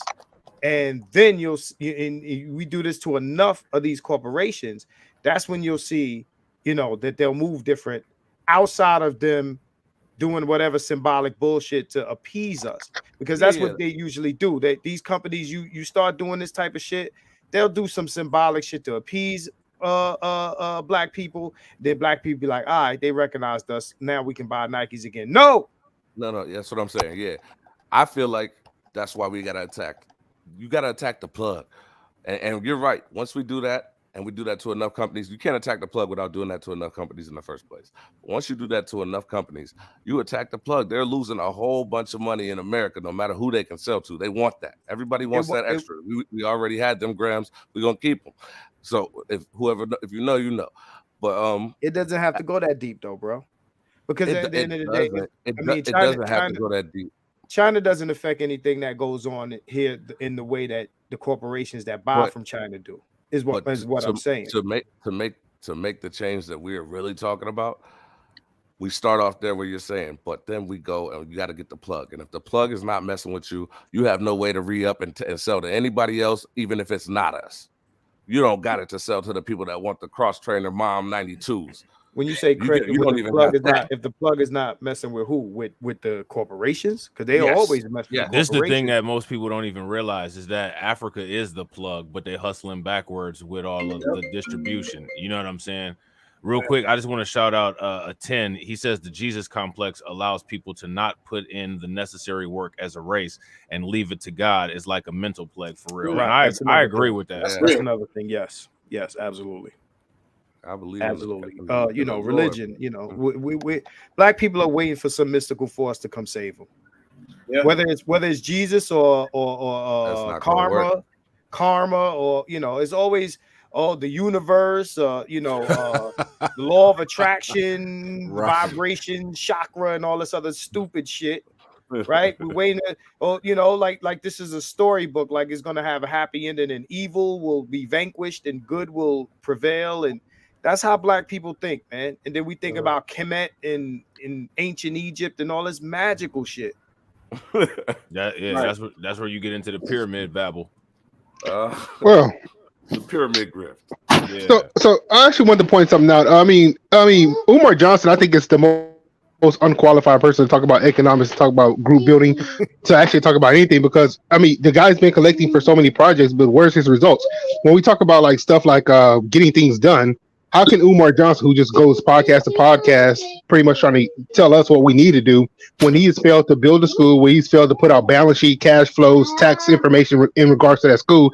He also collected money for a shockumentary that he never produced in 2019, then again in 2022. So when we talk about economics, when we talk about group building, when we talk about group thinking, how can a guy with no track record of doing anything but besides giving good speeches and going to podcasts and traveling and going on his vacations, his spiritual healing movements in Africa, how can he be the spokesman for that when this guy right here, he should be walking around with a clown mask and with a big ass tattoo on his back that says scammer, because he has not produced anything, but he talks the most stuff. And I want to throw this on top of all that. This guy who's been collecting money all this time is never held to accountability. And I don't believe that Umar Johnson is a Pan-Africanist. I believe that he's a Pan-Africanist just to get to people's pocketbooks and pretty much to prey on people. Because if you compare Umar Johnson to anybody, Malcolm X, Martin Luther King, I'm trying to get some other people's names. If you Frederick Douglass, the brother who got gunned down in his own apartment when he was 21 years old by the FBI. If you compare him to any one of them, how could they get it done 40 years ago? But here you are in 2023 lecturing us about things that you've never accomplished, but then you want to shake your finger at us. And I think that's just a ploy by the Umar Johnson industry that you hear these people talking about. Well, a lot of these people ain't Pan-Africanists, they panhandlers, first of all. You know what I'm saying? And second of all, as far as Umar Johnson goes, a lot of the reason why he got so much gas in his tank is because people put the gas in his tank. One thing about people is like there's this issue where people have they choose emotion over logic. And a lot of these people, like Umar Johnson, and a lot of these people, a lot of people's heroes out here can just do them wrong and do them wrong and do them wrong time and time again. And they'll continue to listen to him. Umar Johnson has an audience and people want to listen to him because there is more people that see legitimacy and see hope in his message than people that don't, which I think is crazy because me personally, I think that from your own personal efficacy and your own confidence in your own ability, you shouldn't be listening to anybody for any guidance anyway at all. Like, you know, if you actually wake up every morning and have no idea how to fight through life and you have to listen to Umar Johnson as your roadmap to get from point A to point B, in my opinion, you already lost. You may as well just park the car and stop driving. What's but up, you know bro? what? Oh, No, you good, bro. What's Rob, ain't your mama ever told you, boy, ain't everybody else ain't as smart as you is? You never heard that? We all heard that. I mean, but come have on, you man. ever? Yeah, but at the same time, have you ever heard of Everybody the laws out of here ain't nature? operating. So what ends up happening it's is it's still a W in the end of the day, man. The people that aren't operating on the level I'm operating on, it's still a W because they're doing something.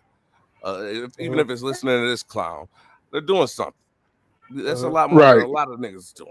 So I mean, and then maybe they'll bump into one of us or bump into this podcast or bump into another podcast and they'll carry on that journey as I did.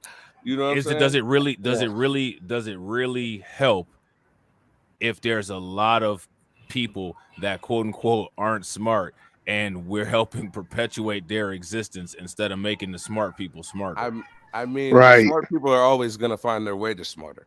The people that he's reaching out to and that he's gonna entertain are people that don't have that option. And I think that's a W. I mean, we can agree to disagree, but I think that's a W because at some point I was that person. And I'm on a podcast with all of y'all right now.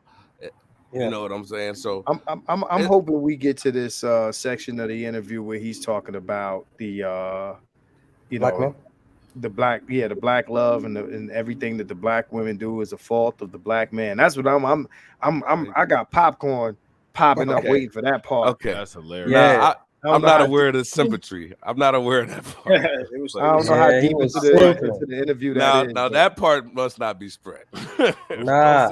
Don't bring the symmetry in. That was top. But some of these political topics, man, that's a W. And before we move on, let me say this. I don't know if you guys noticed this about Umar Johnson, but a lot of the talking points that he utilizes right now, I've heard this so many years ago from other people, and I think what he's doing is he's stealing people talking points, he's repackaging them, and I've seen this from him a lot because he doesn't say anything new. He's not able to debate anybody on his merits or anything. I mean, there's nothing new come from Umar Johnson, but repeated stuff that I heard from like Tariq Nasheed or a Professor Black Truth or even a Dr. Boyce Watkins. So he criticized all these people, but yet he uses their talking points. He tries to like give a little different variance of their talking points, but at the end of the day, you can see that it's the same talking points that they use, and they're right. Like when Tariq Nasheed says that these black politicians are just black people in high places that does nothing for people, Umar Johnson is now using that same talking point. This is not his original thought, but the reason I believe that Umar Johnson is promoted by the algorithm is because that he does more damage to the black community, whether it's robbing us economically or misleading us. He does more damage than progress for the black community. And I can actually, I mean, if you were to put the good and the bad on two different spreadsheets, I'm pretty sure the bad would outweigh the good because Umar Johnson has no track record that he can actually speak on to say anything like that comes out of his mouth. Bro, I feel like our perception of him, we put him in a place he shouldn't be. He's that guy that teaches your kid how to dribble at summer camp. That's all he's good for. You know, we want to get the ball in his hand when dad's not around, and he teaches my son how to dribble at summer camp, go right, go left. That's it. He's not Phil Jackson, not that Phil Jackson is anything, but you get what I'm saying. He's not up there. He's a summer camp basketball coach. Let's leave him where he's at and then appreciate him for that. And as long as we don't appreciate him over that, then we don't have a problem. But that's all he is. He ain't gonna stay in that lane though. He needs to. Yeah, well, he has to get to another lane because I want you guys to notice one thing. All these podcasts that he goes on, and I've been actually watching some of the podcasts he's been on. I haven't seen this one, but they never bring up the progress of the school. They never bring that up. They never ask him about the misconceptions that he has done when it comes to that shockumentary that he was pretty much talking about the school of prison pipeline. They never talk about that. They never talk about any of the work that he's done. They always trying to get him to talk about these. What can you project for the black community to do in order to progress on? But they never ask for his track record. They never ask for the things that he's currently working on. They never ask for anything that will give him merits or any reason why he should be speaking, like you see with any other professional speaking people. I think it's an agreement that they probably make before he comes on there. Yeah, I think he forces them to be honest with you. I mean, I can't say it is or it isn't, but a lot of these interviews, man, they go into these places and they say, listen, we can talk about this, or we can't talk about this. We ain't gonna speak on this. We can speak on this, et cetera, et cetera. And it could be that, or it could be just the fact that these dudes are so honored that Umar showed up to their platform that they don't want to offend them with these sorts of questions. Yeah, but the fact that we went from Fred Hampton, who died at 21, to Umar Johnson, who I believe he's like 47 or something like that, it lets us know that we've been gradually going downhill because he can never feel somebody like Fred Hampton. We didn't do any of this. I'm just saying, as in prominent black speakers, which I don't put him in the category of prominent black speakers. I think a bunch of people I consider idiots. Like I'm not going to say his name, but people I consider idiots put him in the category of prominent black speakers. But you gotta understand, we just put him on a playground. Like that's where in order to be an Umar Johnson type or a black speaker that people are listening to, you have to have a message that's amenable to females. Right. And shout out to Jay Jermaine because he's just said it. He said he's promoted because of women. Keep it real. I mean, most of the things that he's saying, especially about black men, this is what black women say. It's rec center vibes. I told y'all, rec center right. vibes. Right. It has to be the talking points have to be amenable because black women are the community. Black women are the culture at this point. If it don't rock with their sensibilities, it just don't rock, period. Yeah. I mean, we have to give Dr. Umar his credit, His bullshit abilities are top tier, Well, the other thing too that we gotta factor in is something that me and Rob talk about a lot is that like when it comes to at the end of the day, what do they call the Daily Rap Crew? I can't get into their mind and say this with 100% certainty about them, but by and large, when folks our people keep platforming Umar. I'm not giving these platforms grace as to believe as if they don't know about the school scam and all that kind of stuff, right? So the reality is that it really shows that a good majority of us, the overwhelming majority of us, if we're really being honest, we don't really care about the things that we say we care about. Like in this particular situation concerning the Daily Rap Crew, as well as all other podcasters that have him on, they don't care about him talking about the school and none of that. That was a strategic investment. They probably gave him 2 racks to come through. We're going to let him sit down, speak his spiel. We're going to chop this up into clips, and we're going to make about 10,000 off the 2,000 that we invested. You get what I'm saying? So they don't even really care about none of the stuff they're talking about right now concerning the black women and relationships. And bro, let me get these clips. I'm shocked. I'm shocked no one has tried to press him on that and try to get him to leave. That would be a good clip, Yeah, because that's actually a good question. I think that like I was saying earlier, I think that he tells these people that they cannot ask him about their school or the progress of their school. He properly vets them, like what I'm saying. Like we talked about earlier with I don't know why I keep forgetting his name, but Rob knows who I'm talking about. What's up with y'all? Oh, my man, Moxie approved. Yeah, Moxie approved. Yeah. Moxie approved. Offered him $1,000. Umar spoke with Moxie. Moxie offered him $1,000. He was considering doing it, but as he started to vet Moxie and go through his channel and seen that Moxie, kind of favors Tariq a bit, all of a sudden he dropped communication. You get what I'm saying? Like he's not gonna play that game. He's not even gonna put himself in a position where he can walk off. Picks and choose. Yeah, he picks and chooses. Well, fuck it. Kanye on one of these podcasts and just pop in, Sit down, ask them the question, and you walk out. That's I'm not Right. trying to be funny, but I think a lot of people need desensitivity training. You know what I'm saying? You talk about one of these clowns that people worship out here, and they just melt completely. And the thing is just like, you know, again, this is the whole thing. The same reason why people will follow. Talking about people following scammers, we talking about the people that followed the Democratic Party for 60 years. There's clearly an issue, you know what I'm saying, with following scammers and vetting. And one of the reasons why is because people come up with these love affairs of their idols and they just can't let them go. They can't criticize them. They can't see critique. People will fall out and not be friends with people because somebody has a negative opinion of somebody that people love and revere. And to me, like that's just absolutely, you know, just ridiculous. But if you pay attention to what goes on, look at the people who are like, speaking of the devil, the mayor in Chicago, what's his name, Brandon Johnson. I mean, he looks like one of these people that traditionally people would just fall behind in love. Some clown in a silver suit, talking fast and talking slick. Listen to the language that what's his name? Cornell Johnson is talking. Cornell West. Or Cornell West. Yeah, good looks. Yeah, Cornell Johnson. Marquise West. Like, look, like, what was it? Old boy named King Vaughn. Yeah, you called King Randall King Vaughn. I was like, what? But I mean, man, people come up with these love affairs with these people. It's like, oh, I just gotta follow this person. And it's like, yo, man, you know what I'm saying? Like, yo, you can either cut the emotional umbilical cord or drown when that person goes down. Is up to people. All these things are decisions that people can do. Very simple fixes to the mistakes that people make in their daily life, but they can't do it. People fall for the same tricks. How long have people been falling for the same tricks, y'all? Especially TV hip hop media, like you got a whole channel of people falling for the same tricks. The benign neglect hustle bag is long. You know what I'm saying? Right, and you know, because actually, one thing that Umar did, which was a very exposing of him earlier this year, I think it was earlier this year. He actually went to New York, and you know, if you go to Facebook and follow him on Facebook, you know his story is. I know he's going to be in Maryland real soon.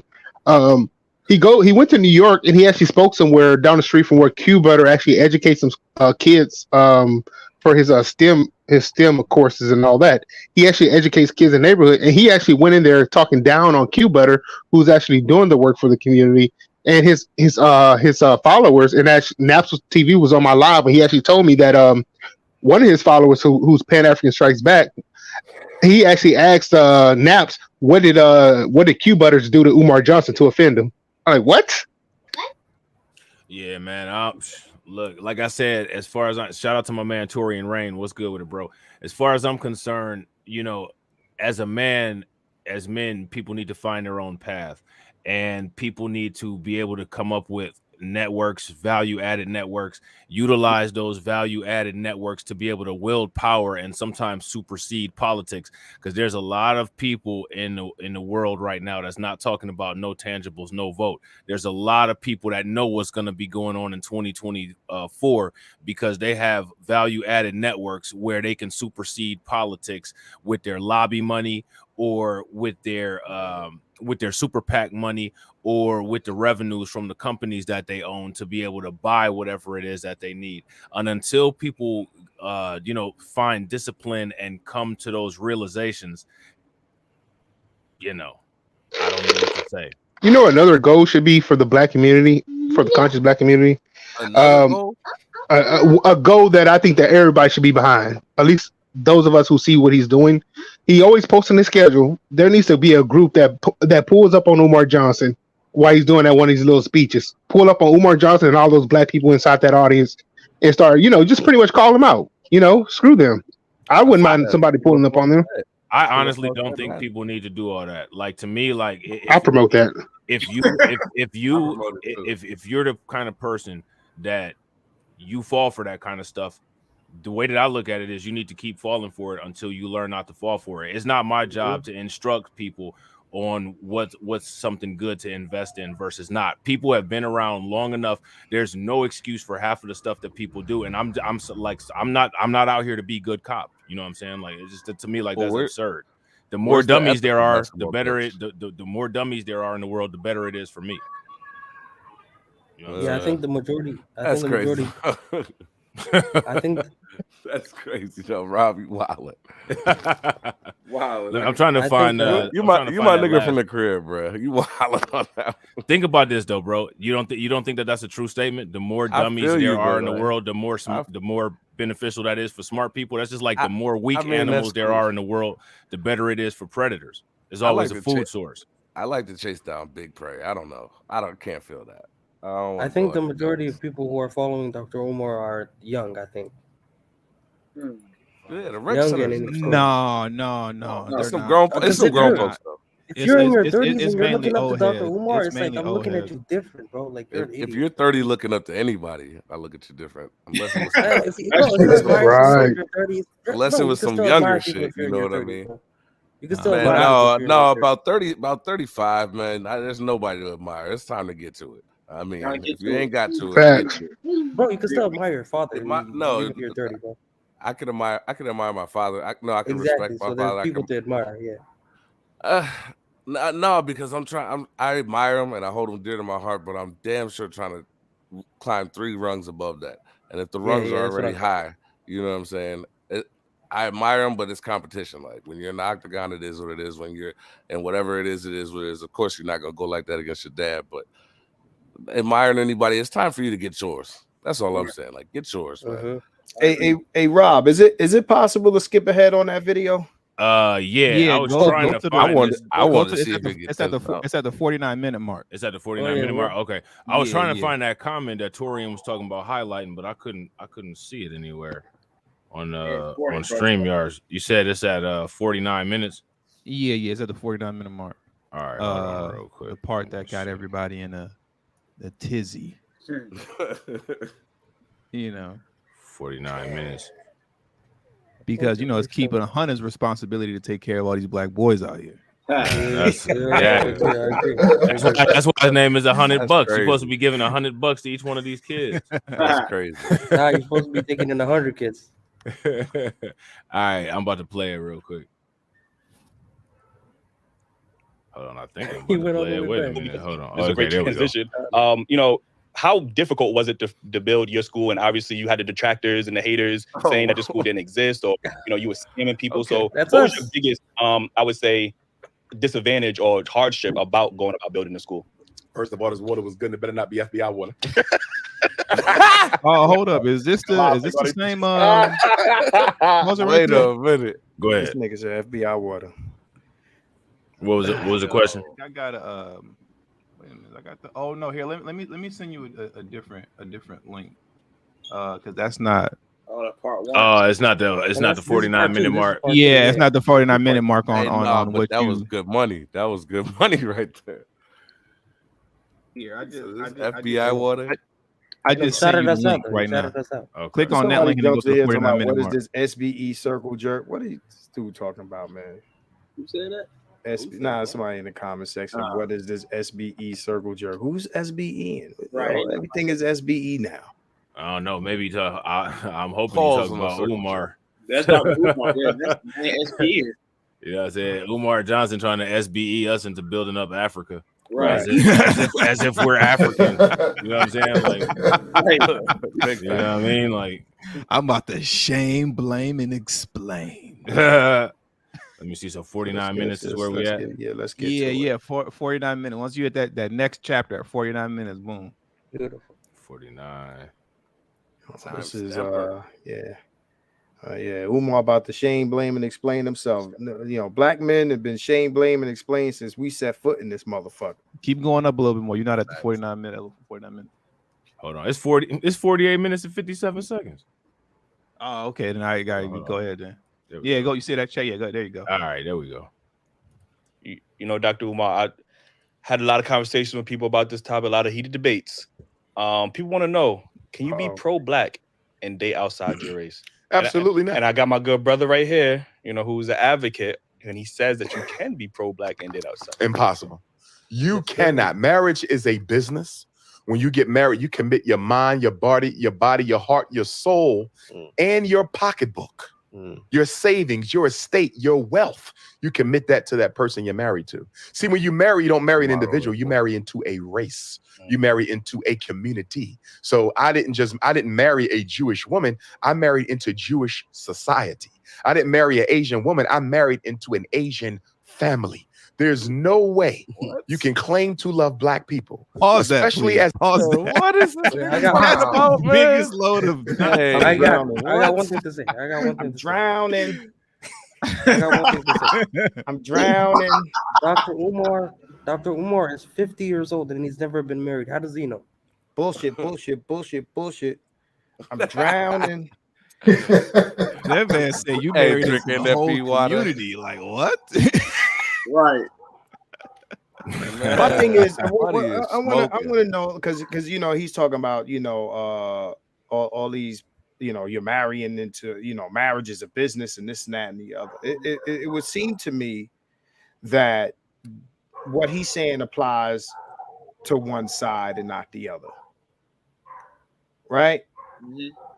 I hardly hear him say these things when black women marry out. Like it seems to me that like all these rules are reserved for us. And when I say us, I do mean black men.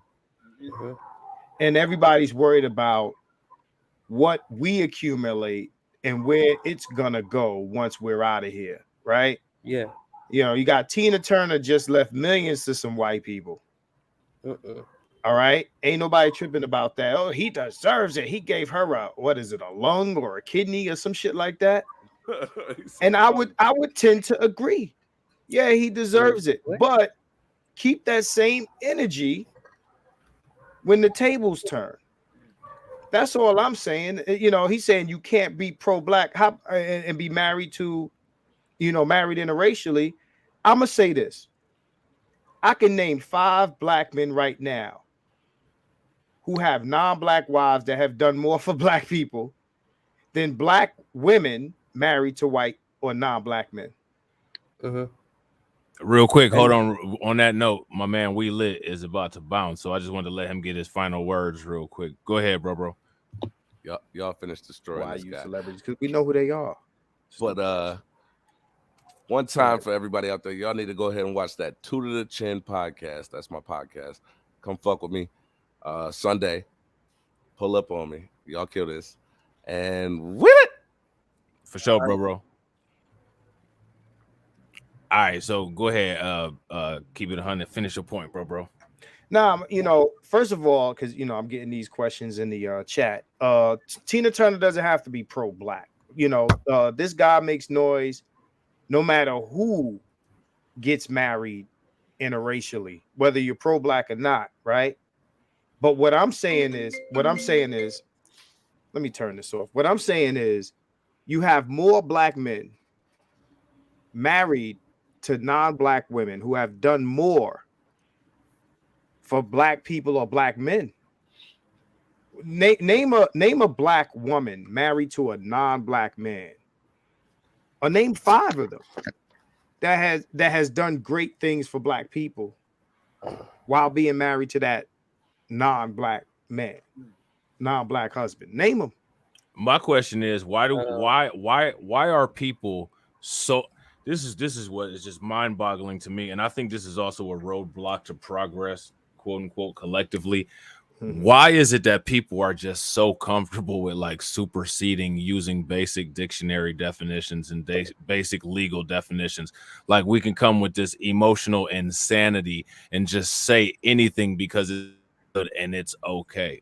Like I think that in order to deal with a topic like this, first of all, you got to deal with the words and the definitions as they are in reality, not the way that they make people feel.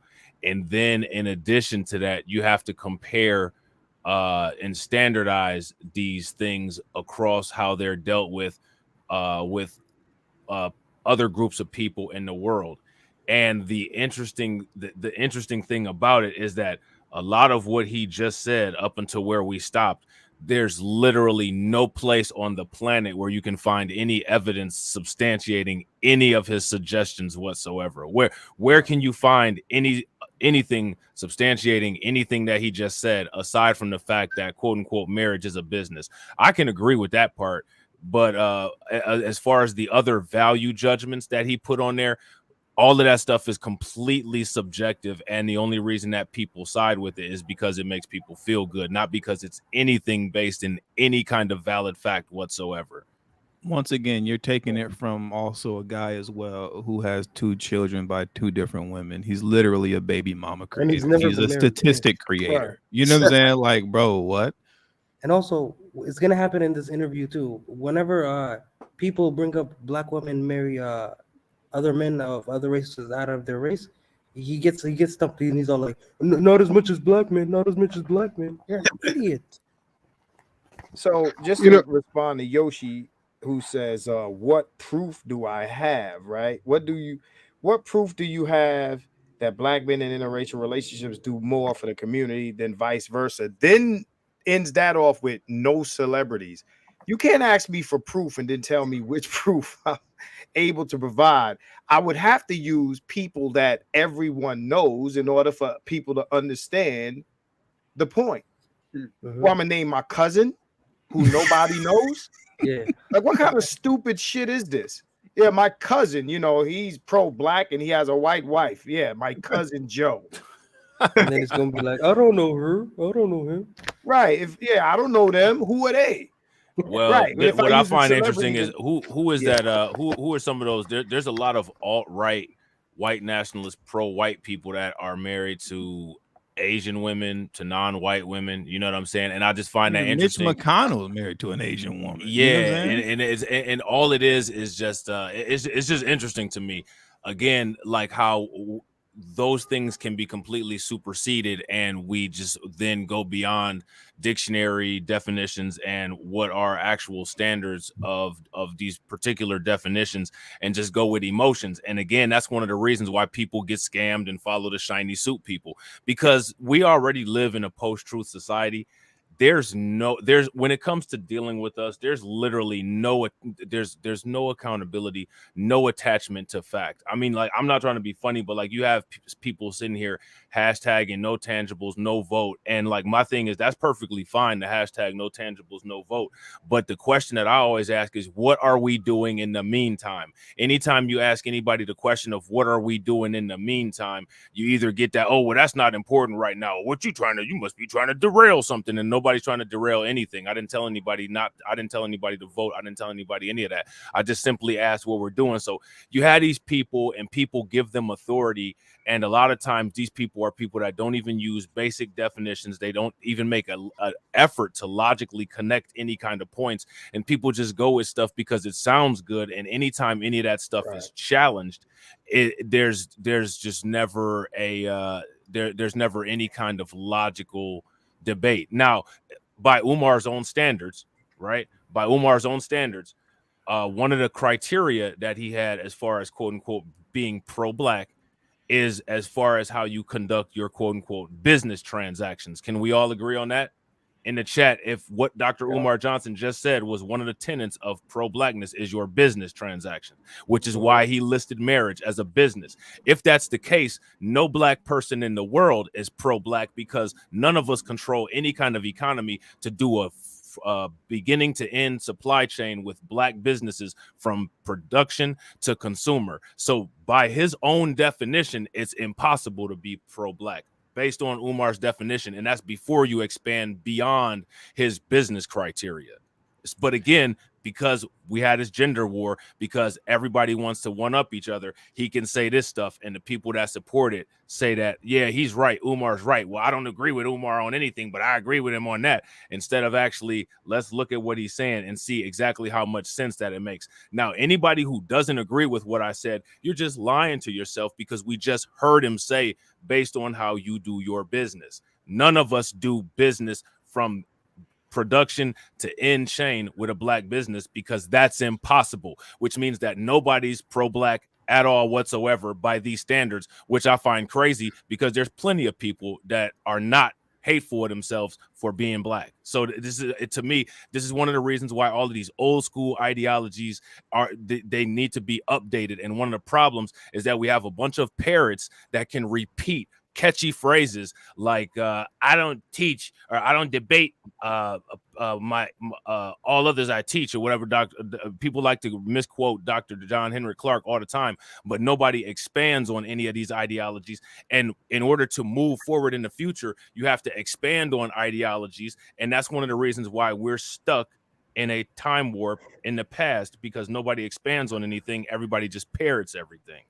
So let me follow it up. But now put that comment back up, please, if you don't mind, right? Because Robert F. Smith is one of the people I'm talking about, right? So to respond to Yoshi, a few things before I ask you to continue playing the videos. Yeah, you could use a stat to back up your points, but you won't because you don't have any. Well, nobody takes stats on who's pro-black, idiot.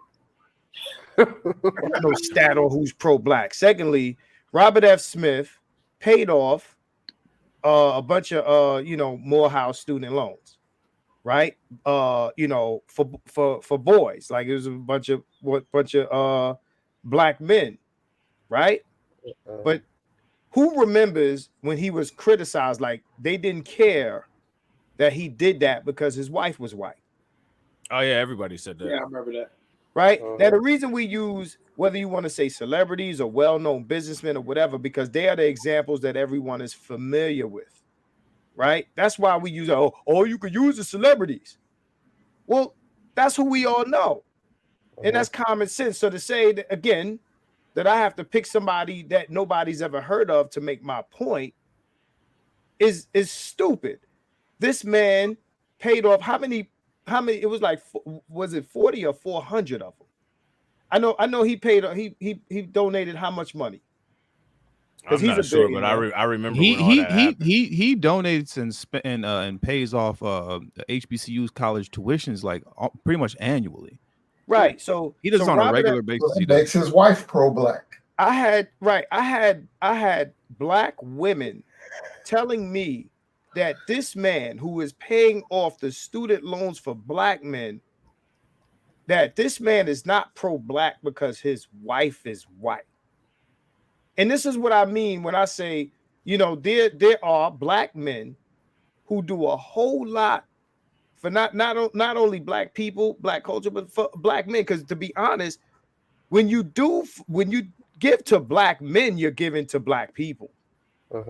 Because if you want black culture to go in the direction you want it to go, you got to give shit to the men. You can't say, well, we're going to give everything to the women, but we want the men to build. Well, also keep it 100. That goes to that emotional attachment thing. And that's what I keep telling people about the people that do good things for you. It's not always going to be packaged in the wrapper that you want it in. You know what I'm saying? But it is what it is. He gave all this money to the colleges or whatever, and people don't like it because of the optics. It is what it is. You know what I'm saying? Like you're never the hero is never going to be the hero that you want it to be. That's just reality. Right. Exactly. Robert F. Smith. Oh, my fault. Go ahead, bro. No. Everybody wants their guy to be the one, right? It's never going to come the way you want it to come. Facts. I ain't going to say never, but it's not always going to come the way you want it to come. It's Ice Cube shouldn't be the one to speak for us. Well, then who is it going to be? Your guy? Right. You exactly. can't pick the person all the time that you want. It should be either Tariq or it should be Umar. Or it should be this person or this person. I don't care who it is as long as they get it done. Okay. Yeah. And that's the thing when it comes to these people, the Republican Party and Trump, they don't like Trump, but he's the guy that they feel can get it done. Right. Again, like I said, I like to move forward in this video when you can. Everybody drops their points of view. But this idea that you have to be with a black woman to be pro-black, black men, when married interracially, have demonstrated more pro-blackness than black women married outside. Well, That's and just my period. and my thing again, as far as that whole pro-black thing goes, you guys already know how I feel. Most times when you listen to a lot of these quote-unquote pro-blacks, they sound more white supremacist than white supremacists. So first of all, there's that.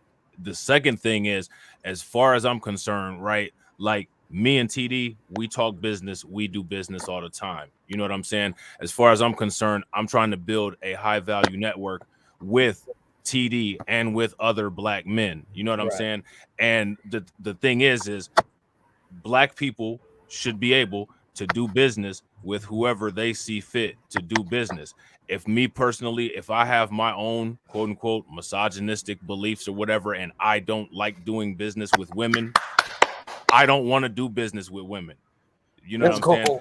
I want to do business with men. You know what I'm saying? And I want to be in a relationship with a woman and do business with men. And that's just how it is. I don't owe I'm not LGBTQ. There's no reason for me to do business with any kind of LGBTQ because I don't have nothing in common with them. Me and TD are content creators. We make similar content.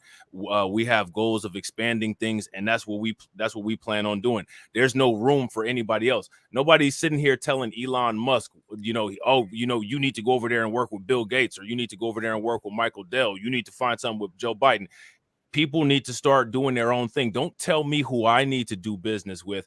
If you want to do business with somebody, do business with them. You know what I'm saying? And then those businesses can come together. Maybe your business can come with a product that my business can work with. But aside from that, though, you know what I'm saying? If people are not making business, don't tell me what kind of product I got to make for you. I'm making a product that I want to make a product of, that I see, that I see a market for. And that's just the end of the discussion. I've never seen any dynamic like this where people who aren't contributing to the business, you know what I'm saying? Like a whole group of people, like all these people from where you live at, or, you know what I'm saying? Like people that you grew up with or whatever, they want to tell you how to do business. Nah, you get your own seed money up. You get your own investment money up. You take 100% of the risk. Nobody listening to that nonsense. That's that old school crap. You know what I'm saying? And the old school crap is exactly what brought everybody to where we at right now. Hey, let me address Yoshi real quick. That's why I have this comment. I just think it's funny because it really goes to show that he doesn't have an argument. He said, Robert F. Smith, isn't his wife a former porn star or something? Even if she was, I don't know how that's relevant to the conversation, especially if she's not out here embarrassing. So is Donald Trump's wife. Right. So that doesn't mean anything. Right. And then also, he said he got into trouble with the law a while back. He's talking about, and I thought this was actually very interesting. While Robert F. Smith was like paying off black folks' student loans, he was also simultaneously going hard in the paint for reparations, and all of a sudden he found himself in quote tax trouble. Yeah, tax trouble. Yeah. I mean, law. It's like, my thing is, like, I'm not trying to be funny, man, but the way that the racial wealth gap is going towards 2053 and the lack of action towards doing anything to close it, I'm not trying to be funny, man, but like, if somebody's throwing out some money that you don't have to pay back, it's amazing how people can turn their nose up to it as if they're in a position to do that. You can turn your nose up to it if you actually make an industry and you're supplementing your own income with your own productions, but you don't see much of that going on because people are allergic to effort. So it is what it is. If you want to stay allergic to effort when somebody throw the money at you gotta, it is what it is. Well, I just want to say this, man. We got to take it a little bit easier on Yoshi. I think you guys are kind of hard. I mean, this is the graduating class valedictorian of FDMG. So, we got to be a little bit more respectful. You said, you wild. Okay, his wife, I just Googled it. His wife was not she wasn't a porn star. She was a playmate. Playboy's magazine's playmate. So let's continue with some more Umar. Again, it's irrelevant, Yoshi. Has nothing to do with nothing. You're deflecting. And also, I got one more thing to say. Robert F. Smith, they say he married a white woman. He's not pro-black, and they're also gonna say he has self-hatred because he's marrying a white woman. Yeah. Okay. Shea Butter Babble. Let's move on. Shea Butter Babble. All right, I'm about to run this. Let me know if you guys want me to stop anywhere. And if you guys are enjoying the stream, please make sure you guys leave a thumbs up. Also, please make sure you guys share the stream. And, if you guys have any comments that you want us to address, make sure you put them in there. As a black man, knowing that only 1 out of every 4 Black women will get married in her lifetime. We have the lowest female marriage rate in the country, 25%. That means 75% of Black women will never, ever know what it feels like to be proposed to. And if you care about the Black community, you got to care about saving the Black family, because the family is the essential institution of a community. And the only way you can save a family is to build a family. You can only build a family with a Black woman. Absolutely not. You cannot talk Black and sleep white. And why would the original man? You can definitely build a Black family without Black women. That's number one. Number two, because many of us are the products of mixed genetics, and we call ourselves Black, and we look in the mirror and we see a Black person. That's number one. Number two, we just had a Black president with a white mama, and we celebrated our first Black president. Okay. Number three, what was the other thing he said? Shit. Marrying your Black woman. Oh no. He talking about the marriage rate of Black. He said, he said 75% of women won't. The Black woman won't be. One out of 4, something like that. Why not ask the Black men why this is, or examine why their marriage rates are so low? Examine that. Right. And why didn't the panel on that he's talking to ask him why he didn't marry the 2 women that he got pregnant?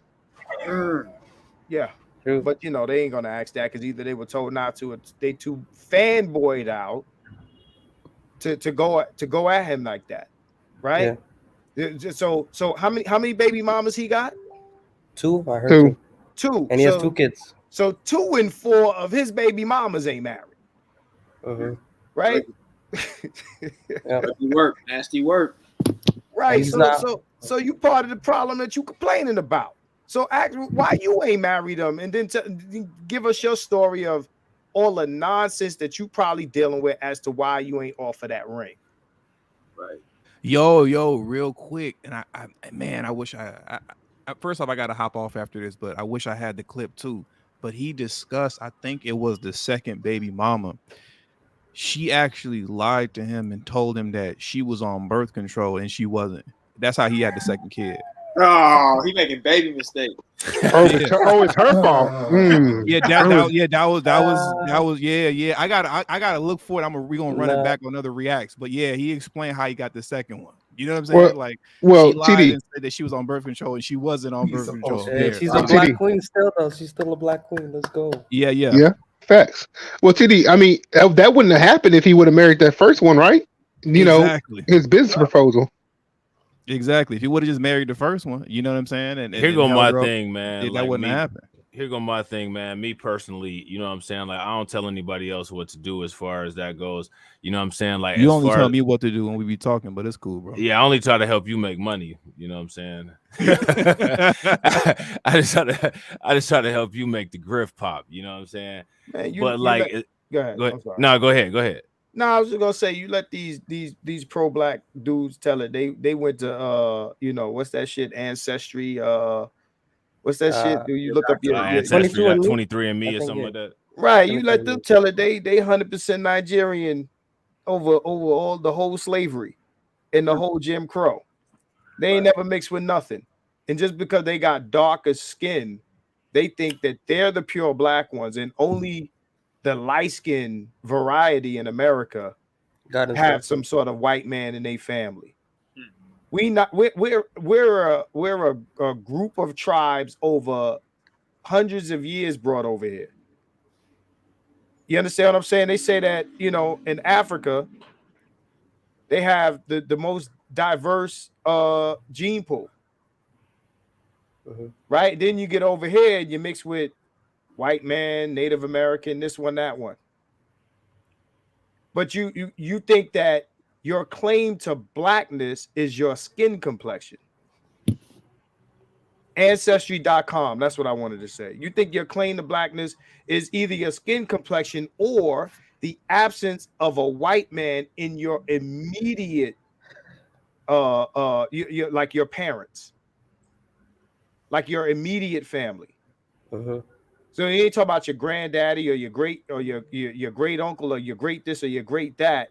No, forget them. They don't matter. See, the only people that aren't black is if their immediate parent, one of their immediate parents isn't black. Again, black women ain't have no problem celebrating Meghan Markle when she's lighter than most of y'all motherfuckers that's in the chat talking shit. In the whore.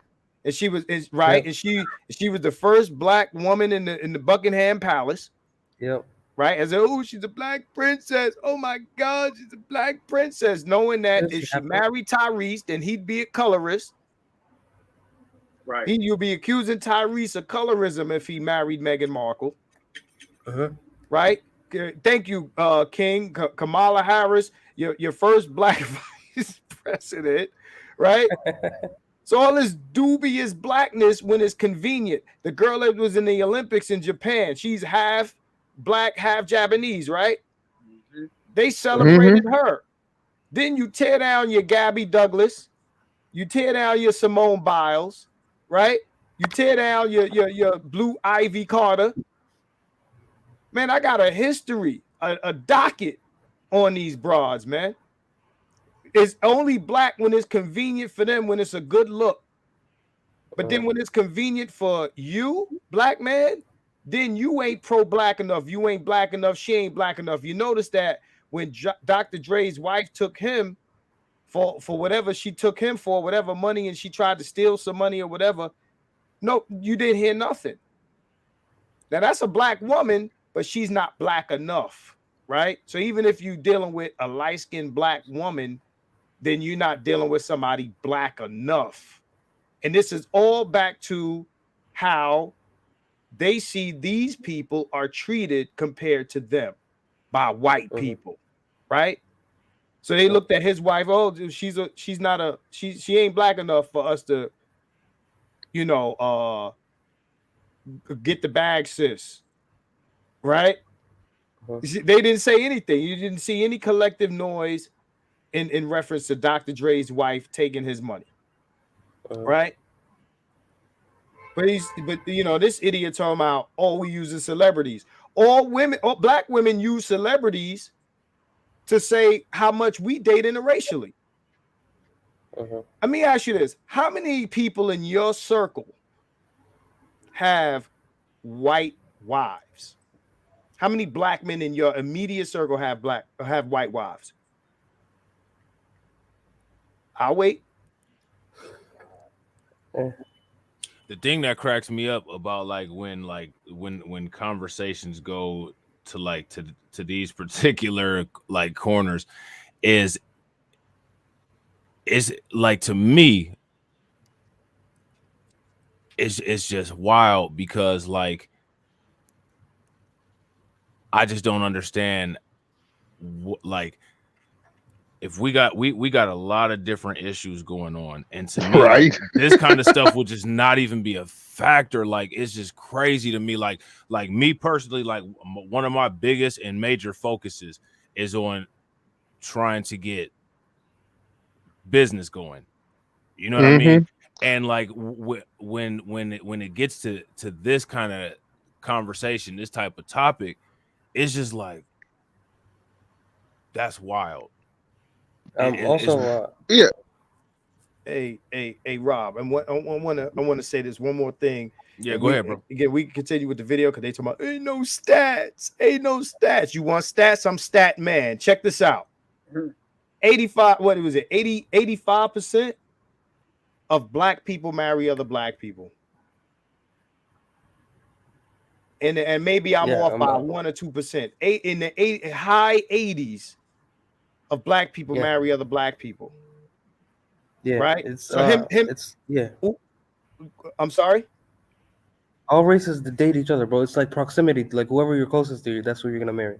Right, but what I'm saying is overall, it's in the high 80s that black people marry other black people. Right. That's number one. And I dare anybody in the chat that disagree with that pose a stat different. Right. That's number one. Number two, Umar says that black men are the most have the highest interracial marriage stats. That's a lie. White men do. That's a lie. White men do. over half of American-born Asian women in this country marry white men. Yep. And you know who else rivals that? Latinas. Mexican, Okay. yeah. Most black men marry black women. Hardly any of us knows a handful of black men married to white women. I don't know any. Okay, it's hard. I mean, I know one. It's not like this epidemic. Everywhere you look around, you're seeing black men with white women. Like half of us are married to white women. It's nonsense. The only reason that black women don't do the same is because they don't want you. This ain't about no racial loyalty or nothing like that. They see the shit that we're dealing with. They don't want you. You think Chris Evans wanted Lizzo? Hell no. Okay, And that's not a black thing. That's a fat thing. right. Hippo. It's probably a little bit of both. But what I'm saying is this, bro. What I'm saying is this. We know the type of black woman white men are attracted to. Because black women know who to be when they want white men. They know what they need to look like when they want white men. They know how to talk. They know how to move when they want white men. They know how to act. They know how to act. So we know what types of black women are not attracting white men. They're the ones that want us to settle for them. Okay. So this idea, this 1 in 4 black women ain't being married because it's them, right?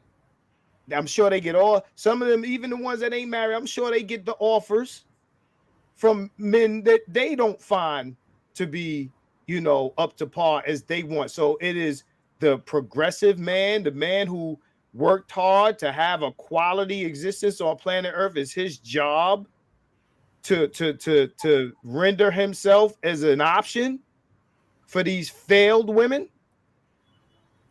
I think the fuck not. Right. Rob, Right.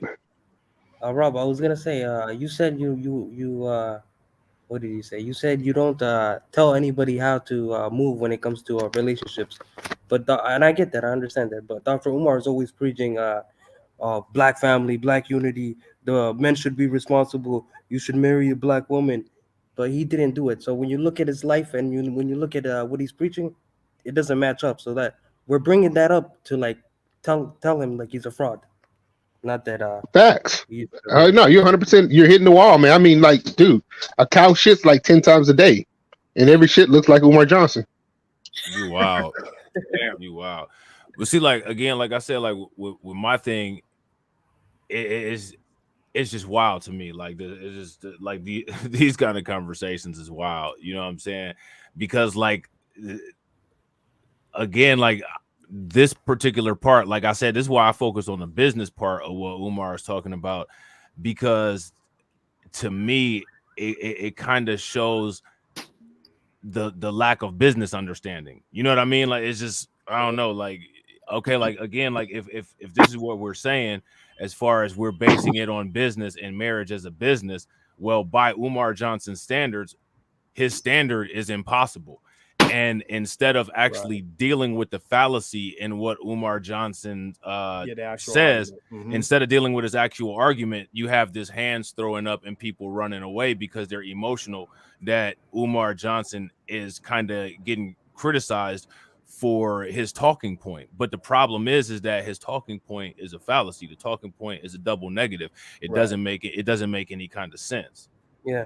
You know what I'm saying? And then at the end of it's just there's all these double standards. See, like this is one of the reasons why I call it pyramid babble. You know what I'm saying? Because see, me personally, I'm somebody that does not believe in the out of Africa theory. I don't believe in that. I believe that we're from Africa and everybody else originated elsewhere, right? But the pyramid babble people will sit there, and these are the same people. These pyramid babble people will sit there and tell you that Black people created every single race of people on the planet. So technically, Black people can't interracially mix or anything like that. If that's the case with the pyramid babble people. So you know what I'm saying? Like to me, like again, like what it comes down to is examining a lot of these arguments. And the biggest issue that I have with any of this, because again, like, you know, what people do as far as they do with their personal life, that's on them. my critique is the intellectual argument, because anytime we have to confront or deal with other people, it's going to be an intellectual confrontation. It's going to be a debate. It's going to be politics. It's going to be business strategy versus business strategy.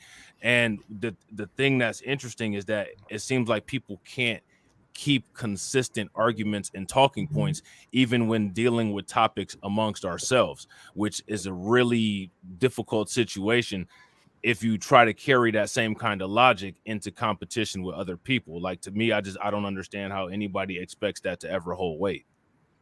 And shout out to Toya for the Cash App. So Toya hit me with a Cash App. But yeah, go ahead.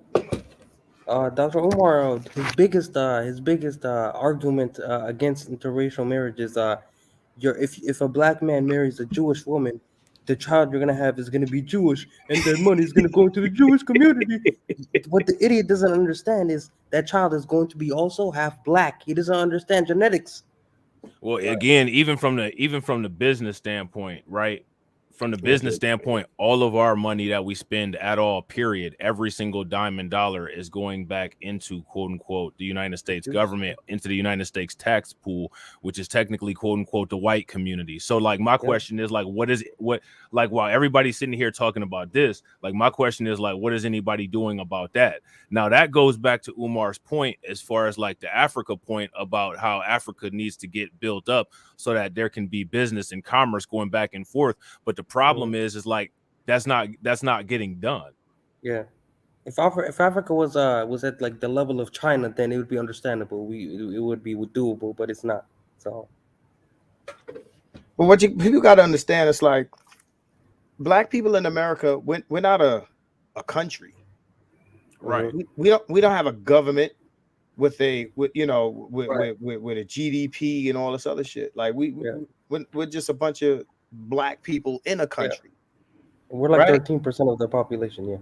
Right. So to compare us to what any other nation, with a military and resources and those other things are able to do, is a stupid comparison.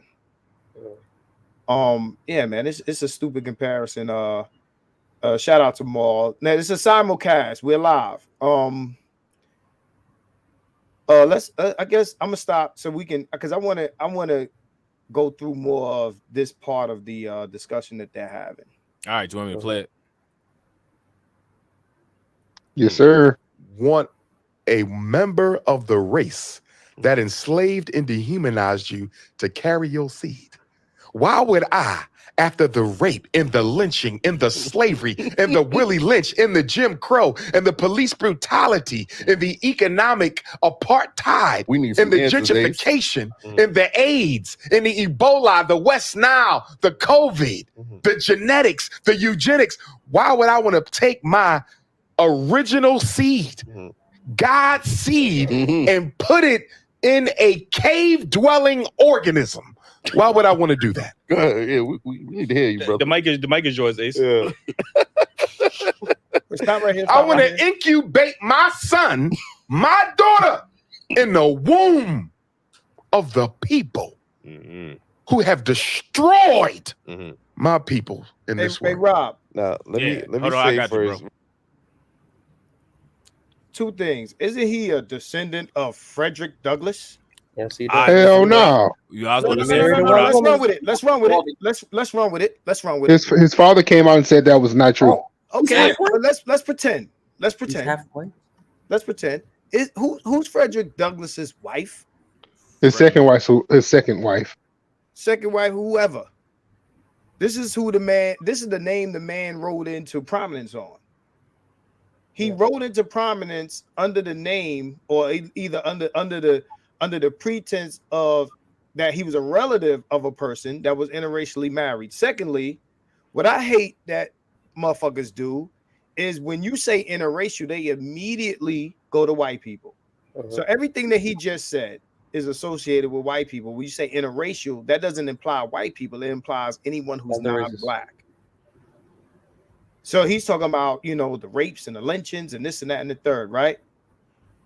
So if I'm married interracially, that means I have to be married to a white person. Nope. There's a lot of other races to choose from, right? Before I can deal with the people you're describing in your, series of events that leads to your belief that no one should be interracially married, right? Right. Well, and when he's talking about the people that quote unquote destroyed your people, which ones is he talking about? The white ones or the black ones? Right. No, he's talking specifically about the white ones. No, I know. I'm just saying though, like that's that whole where we supersede, like we just supersede accountability. You know what I'm saying? Like, I mean, that is an actual issue, but it's an issue that everybody just ignores. And then we get some people that say that, like, oh, that's not what happened, and this, that, and the other. But there's a reason why we get called Akatas, and there's a reason why we're here. And it's not all solely European. So let me say this, because Umar Johnson and Keep It 100, you and Blacklight came up with some great relevant points, and this is why I say Umar Johnson needs to stick to stealing talking point, because that made absolutely no sense. Now, if you talk about black people in America, I would say that we're more intertwined, going back historically with Native Americans, because I'm sure that Native Americans ended up on those plantations too, because they were darker skinned and all that. So we might have mixed race with them before we mixed race with white people, because it wasn't acceptable at that time. But this idiot, man, I mean, this is why he needs to keep stealing people talking points, because he has no idea what he's talking about. So he's talking about that we're mixed race, or we shouldn't have race mixed with a lot of people. But just like who was that famous president that had a bunch of kids with his Thomas Jefferson, I think. Yes. So did they have a choice? Why he's crying about that? Yeah, but see, this is the thing, right? First of all, let me say this. I don't think that there was ever a time that it was illegal for a slave master to copulate or even procreate with his slaves. I don't think that there was ever a time where that was illegal. It was illegal for the marriage, possibly, but I don't recall a time in American history where that was illegal. Secondly, when somebody saying anyone that is mixed because of slavery, it was forced, and mixing after it was done willfully. Understand that mixing was happening before America. Okay. Secondly, mixing is mixing.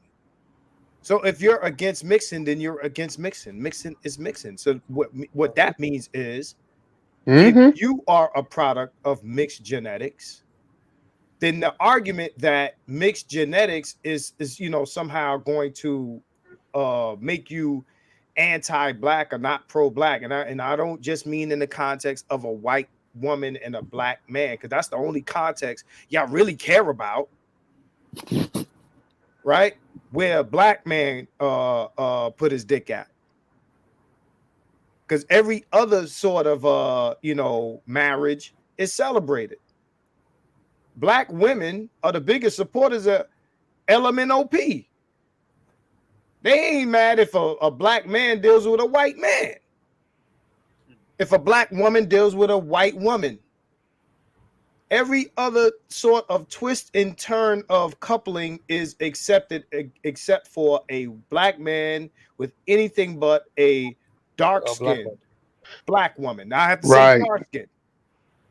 A dark-skinned black woman. My thing that just trips me out is that people just act like the whole slavery issue wasn't a bilateral transaction type thing, right? Like to me, like I don't understand. And again, like this is that selective attachment to things that appease people's emotions. You know what I'm saying? Like we're just gonna completely ignore that. Which is a big issue that I have, because one of the things that you see as far as one of the problems that we have now is a lot of people who are not Black American, they go right along with these talking points, calling people things like Akatas, saying that we don't quote unquote know our culture. Well, there's a reason for that. There's a reason for that originated in the United States, and there's a reason that originated for that in those African countries of origin. But again, because it appeases our emotions to just supersede that, we just do, and then we try to shout down the person that's trying to see the whole picture in order to change the situations that we have popping off right now. You know what I'm saying? Right. And our culture changed over time since we was in Africa to come over here. And with these people that always talking down on the black culture, the Anton Daniels, the angry women of the internet community, they always, if you go to their platforms, what music is Angry Woman playing? He's playing hip hop. He's dressing like someone of the black American culture. Same thing with Anton Scamuels. He's talking about black issues. He has shoes behind him. He's trying to look as of the culture urban as possible. So you have all these negative things to say about the culture, but you use the culture to promote your channel. So it's a contradictory. And I want to say this about Umar Johnson. The community that I believe that non-immigrant community that I believe has been, I guess, mixed race the most or damaged the most and disappeared the most is always going to be the Native American community, not the black community. Now we do have our issues, but if we're talking about numbers dissipating, we're talking about the Native Americans. Well, and If you then look at there's an issue of the there's a large portion of the Native indigenous community that was actual Black Americans that was removed from that census as a result of the 5 civilized tribes. You know what I'm saying? But that's something that is not really talked about very often. But yeah, no, right. I feel you. I get your point. And if you go to Brazil, one of the most mixed race places ever, if you go to Brazil like back before it was I guess the people came over from Europe, I'm pretty sure those people look way different from the people of Brazil today. Hey Rob, do me a favor. You Yo. see the comment by Rain Love? Hold on, let me scroll up. I want you to pull this up because I find it funny as shit. Which one is the it? last comment by Rain Love. All right, scroll up a little bit. Funny, or I'm gonna roast you funny. Both. You know what? I want to say one more thing before you guys while he's looking for that comment. I guarantee you all that the only place that you'll find Umar Johnson's references when it comes to all this information that he's putting out is in the library of FDMG, where all his information is collected from. You wow. Which is it? The comment right here, the Native Americans. This comment. Yeah, pull that up. All right, I got you. I want to read this out loud, right? I want to see how many laughs we can get out of this. Okay, the Native Americans were Black and spoke Hebrew, according to Christopher Columbus journals. He also had Hebrew interpreter on his ships, so I'm Black.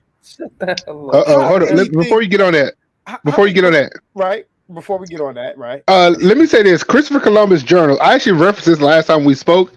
There are some journals that I don't think nobody should be reading. That's about when he kidnapped a bunch of Native American women during his journeys, and he was, pleasing himself with them. So yeah, that's crazy. Christopher Columbus. We talk about Christopher Columbus, and we're talking about North America. Now, please put it back up, please. Oh, hold on, real quick. My bad. Please put it back up. Read it. Hold on. There's just so many things wrong with this sentence. said Christopher Columbus. Did Christopher Columbus step foot in North America? Nope. So how the fuck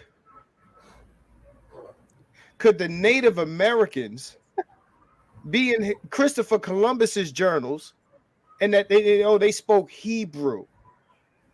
Everybody's asking me for stats. Please tell me. And then, that means I'm Black. He had Hebrew interpreter on his ship, so I'm Black. First of all, nobody from the other side of the world called themselves. You called yourself Black. You named yourself a color. So you're Black according to him setting foot on North America and coming across, some people that he identified. Oh, they speaking Hebrew. So you telling me Christopher Columbus, who was a Spanish explorer, could identify Hebrew? Yeah, and also speak it and had journals about Hebrew. And he had a Hebrew interpreter on his ships because he imagined that, when he got to North America, Jews were going to be on the ship, that he would encounter some people that he might have to interpret some Hebrew. The most educated. This is all I gotta say. Like, again, you know what I'm saying? Like, even as far as that whole Christopher Columbus thing goes, in 1492, that's when they kicked two groups of people out of Spain. You know what I'm saying? And that's a whole nother topic. That's a rumble that's a rumble topic. You know what I'm saying? Because there was two groups of people that got kicked out of Spain. You start going down those rabbit holes on YouTube, they'd be real quick to clip you. But you know what I mean? Like it just like, to me, a lot of times, like these kind of issues right here, like this kind of stuff right here, this is a lot of times why the focus can never get on specifically solving any kind of issues. And I honestly think that like these kind of things are like are control mechanisms and an internal hierarchy type thing that takes away from the focus of actually building the tools that we need to be able to defend and sustain ourselves here in the United States. I mean, like, my thing is, like I said, you know, when it comes to this kind of stuff, it is what it is. That racial wealth gap is hitting 0 in 2053, and still, you know, like it's not a lot of talk on how people are going to deal with that. You know what I mean? So you know, it is what it is. Listen, black Americans, first of all, race is a social construct. Let's start there. Our entire damn near our entire identity and culture revolves around how we were treated by white people, how we were either rejected and accepted by white people, and the conditions that we had to endure based on that rejection or acceptance. That's our entire identity.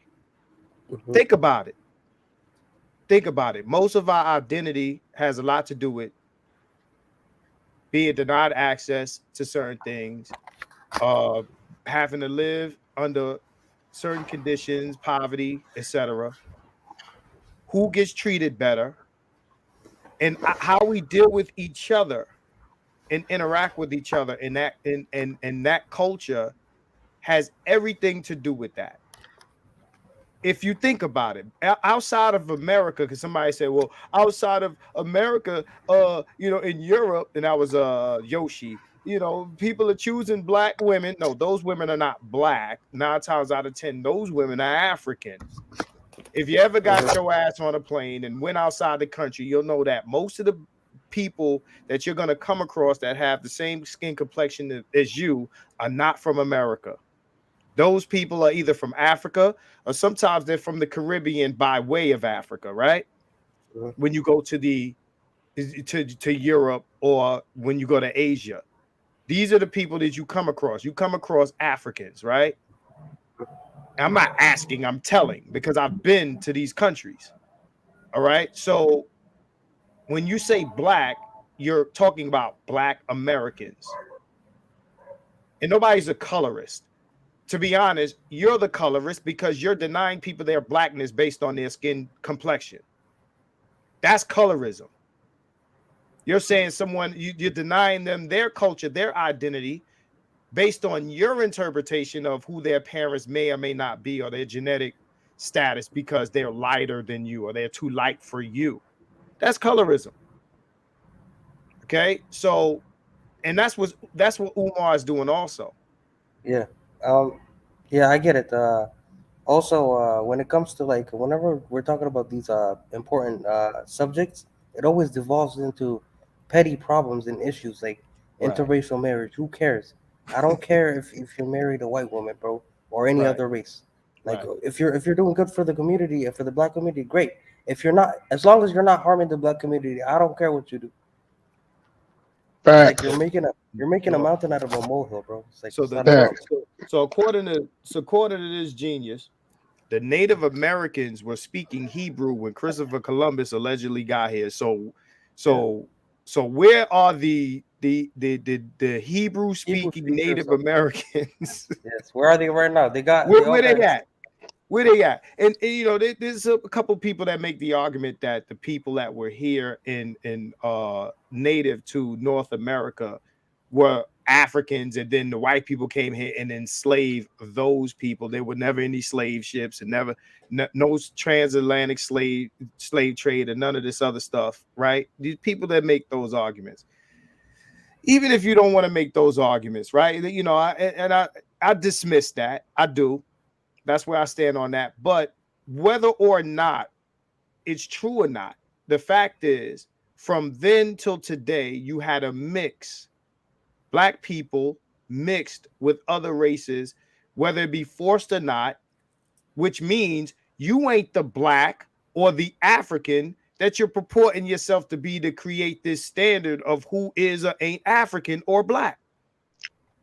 All right, before we run it, so you're saying that they didn't speak Hebrew? Who's saying that? You asking You. who, me? Yeah, you. Am I saying who didn't speak Hebrew? The people that Yoshi was referring to. Native American. They said the Native Americans, when Christopher, first of all, again, are we in agreement or not that Christopher Columbus made it to North America? No, I'm just saying, were the Native Americans not speaking Hebrew? Because according to my history book that I got at FDMG, they were speaking Hebrew while riding dinosaurs and shooting lasers. Are you sure? Because I got a history book from FDMG. Man, you crazy. Y'all crazy. I'm about to run this real quick. You know what? You right, man. I was wrong. You know what? Hey, Yoshi, my bad, man. He just proved me wrong, man. You know, ride dinosaurs and it's all good. I was wrong. I learned something today. Keep it 100 getting destroyed. Clip this, bro. Destroy, I just got destroyed. Yo, wow. All right, here we go. When I made this argument, I wasn't necessarily talking about white women. Obviously. I mean, there's other races out there, but and they hate you just as much. But what I'm saying, all right. So you said yourself earlier that there are black people among us that are not for us. True. So with that being said, there are people of other races that are more for us than there are our people. Describe for us, please. When you go to protests for black rights and police brutality and stuff, and you see other races that are out there and there are black people that would never be caught out there. I mean, okay. So because an I'm just all right, go ahead. Or a Caucasian showed up for a George Floyd march, right? That means they give a shit about black people. I'm just saying. Let me ask you this. According to the Pew Research, they said 1 in 5 protesters during the George Floyd protest was black. Okay. 4 out of 5 were non-black. Right. At least 3 out of the 4 were white. So the George Floyd protests were mostly white people. Okay. If white people care that much about black folks, no changes. Why didn't that woman who got Emmett Till murdered, why was she never arrested? If white people care that much about black life, why all these police that's going around killing black folks are not being held accountable? If white people care that much about black life, why don't we see it in the political and economic realities of black people? Facts. You know why they showed up to the George Floyd march? Why? To dissipate the power of black people and to redirect the focus of those marches. White people outnumber black people 5-1. So if you let them in, they automatically take control by virtue of their numbers and redirect it. And so Nancy Pelosi, the Democratic Party, turned the George Floyd march into a damn celebration for Joe Biden. Joe Biden votes in the Democratic Party. We got nothing out the march whatsoever because we let it get diluted. Right. You have to keep it all black. The minute you let white people in, because you can't control how many join. There's more of them than us here. You can't control how many join. So the minute you let them in, they now have the power to remake this into whatever they want. And because most Negroes who participated in the George Floyd march made it multicultural. You said he changed the whole subject? He just changed the whole subject. But they asked were him a talking bad about question men. in the first place. That question, Right. Yeah, they set themselves up. That's hilarious. My question is, when it comes to what Umar Johnson is saying right now, we've seen the same thing occur time and time again over history. So my question that I have is, why is there centuries of evidence of the same things working over and over and over and over? Like what he's talking about right here, that same strategy worked with the Black Panthers. You know what I'm saying? Like the FBI had infiltrated Martin Luther King, the civil rights movement and all that. Other groups had infiltrated the civil rights movement too. The socialists and all of that had infiltrated that, the Soviets. And my question is, why is it that the same stuff keeps working? Do you think that the same tactics keep working because people keep doing the same thing? No, I got a question too. Why are we letting them in? That's my question. I mean, that's what I'm asking. Why is that happening? Yeah. You know what I'm saying? Like, I don't know. I don't get it. But the thing is that in any of these things, right? Like, if you listen to a lot of this content, whether if you listen to it from today in 2023, or if you listen to it from, you know, in the 1960s, it's like people are saying the exact same thing, and yet nothing is getting done about it. But everybody's got the best answers, but all the answers are the same. So my question for you guys and the people in the comment section is, where do you all think that the failure or the communication breakdown is happening? Because to me, a lot of the anecdotal arguments, a lot of the side arguments that take place around these kind of topics are simply escape routes to never have to deal with the reality of failure. And my question is when are people going to deal with the reality of failure and actually start doing things that are productive to improving our situation instead of counterproductive? Because from again, my question for you guys is like, what's happening? How has anything evolved from like the 1960s to 2023? What's changed? It hasn't. Just the advent of technology. That's all. And people are still resistant to technology. If you talk about cryptocurrency, you got a whole bunch of people shouting you down, saying that cryptocurrency is a scam. People start talking about STEM and artificial intelligence. It's not cool until the people that they worship at night talk about cryptocurrency and artificial intelligence. So my question is just like, I mean, like, at the end of the day, what is it that people actually want? Me personally, like I've said, and I've said this in my content before, I am truly under the impression that the things that people claim that they want are not actually what they want. These are things that are fun and trendy to talk about, and we can all unite together in outrage, and we all have a safety blanket, and we could just blame the failures on the same thing that we've always been blaming the failure on and keep it moving. And me personally, I really am not comfortable with that, because that puts you in the same situation that we've been in. I think that we need to make some hardcore, solid changes, modifications on a lot of the ideologies and things that we've talked about and learned in the past. You know what I'm saying? And improve on those things. Like I said, we're still talking old 1960s talking points. Yeah, because it's clearly not working for us, so we have to like adapt and change. You know. Yeah, Right. Like my question is, what is actually working? What has worked that we've been doing long term? That's my question. Right. And I think a lot of things that we can carry from the past into the future, we got away from that, like carpentry, plumbing, all that. Not all of us, because I don't want to dismiss anybody. I know a lot of black plumbers and all that. But a lot of stuff that we should be focused on, the basic human, what we need to survive, or what we need to make our life more pleasurable, like plumbing, electricians, all that stuff, building homes.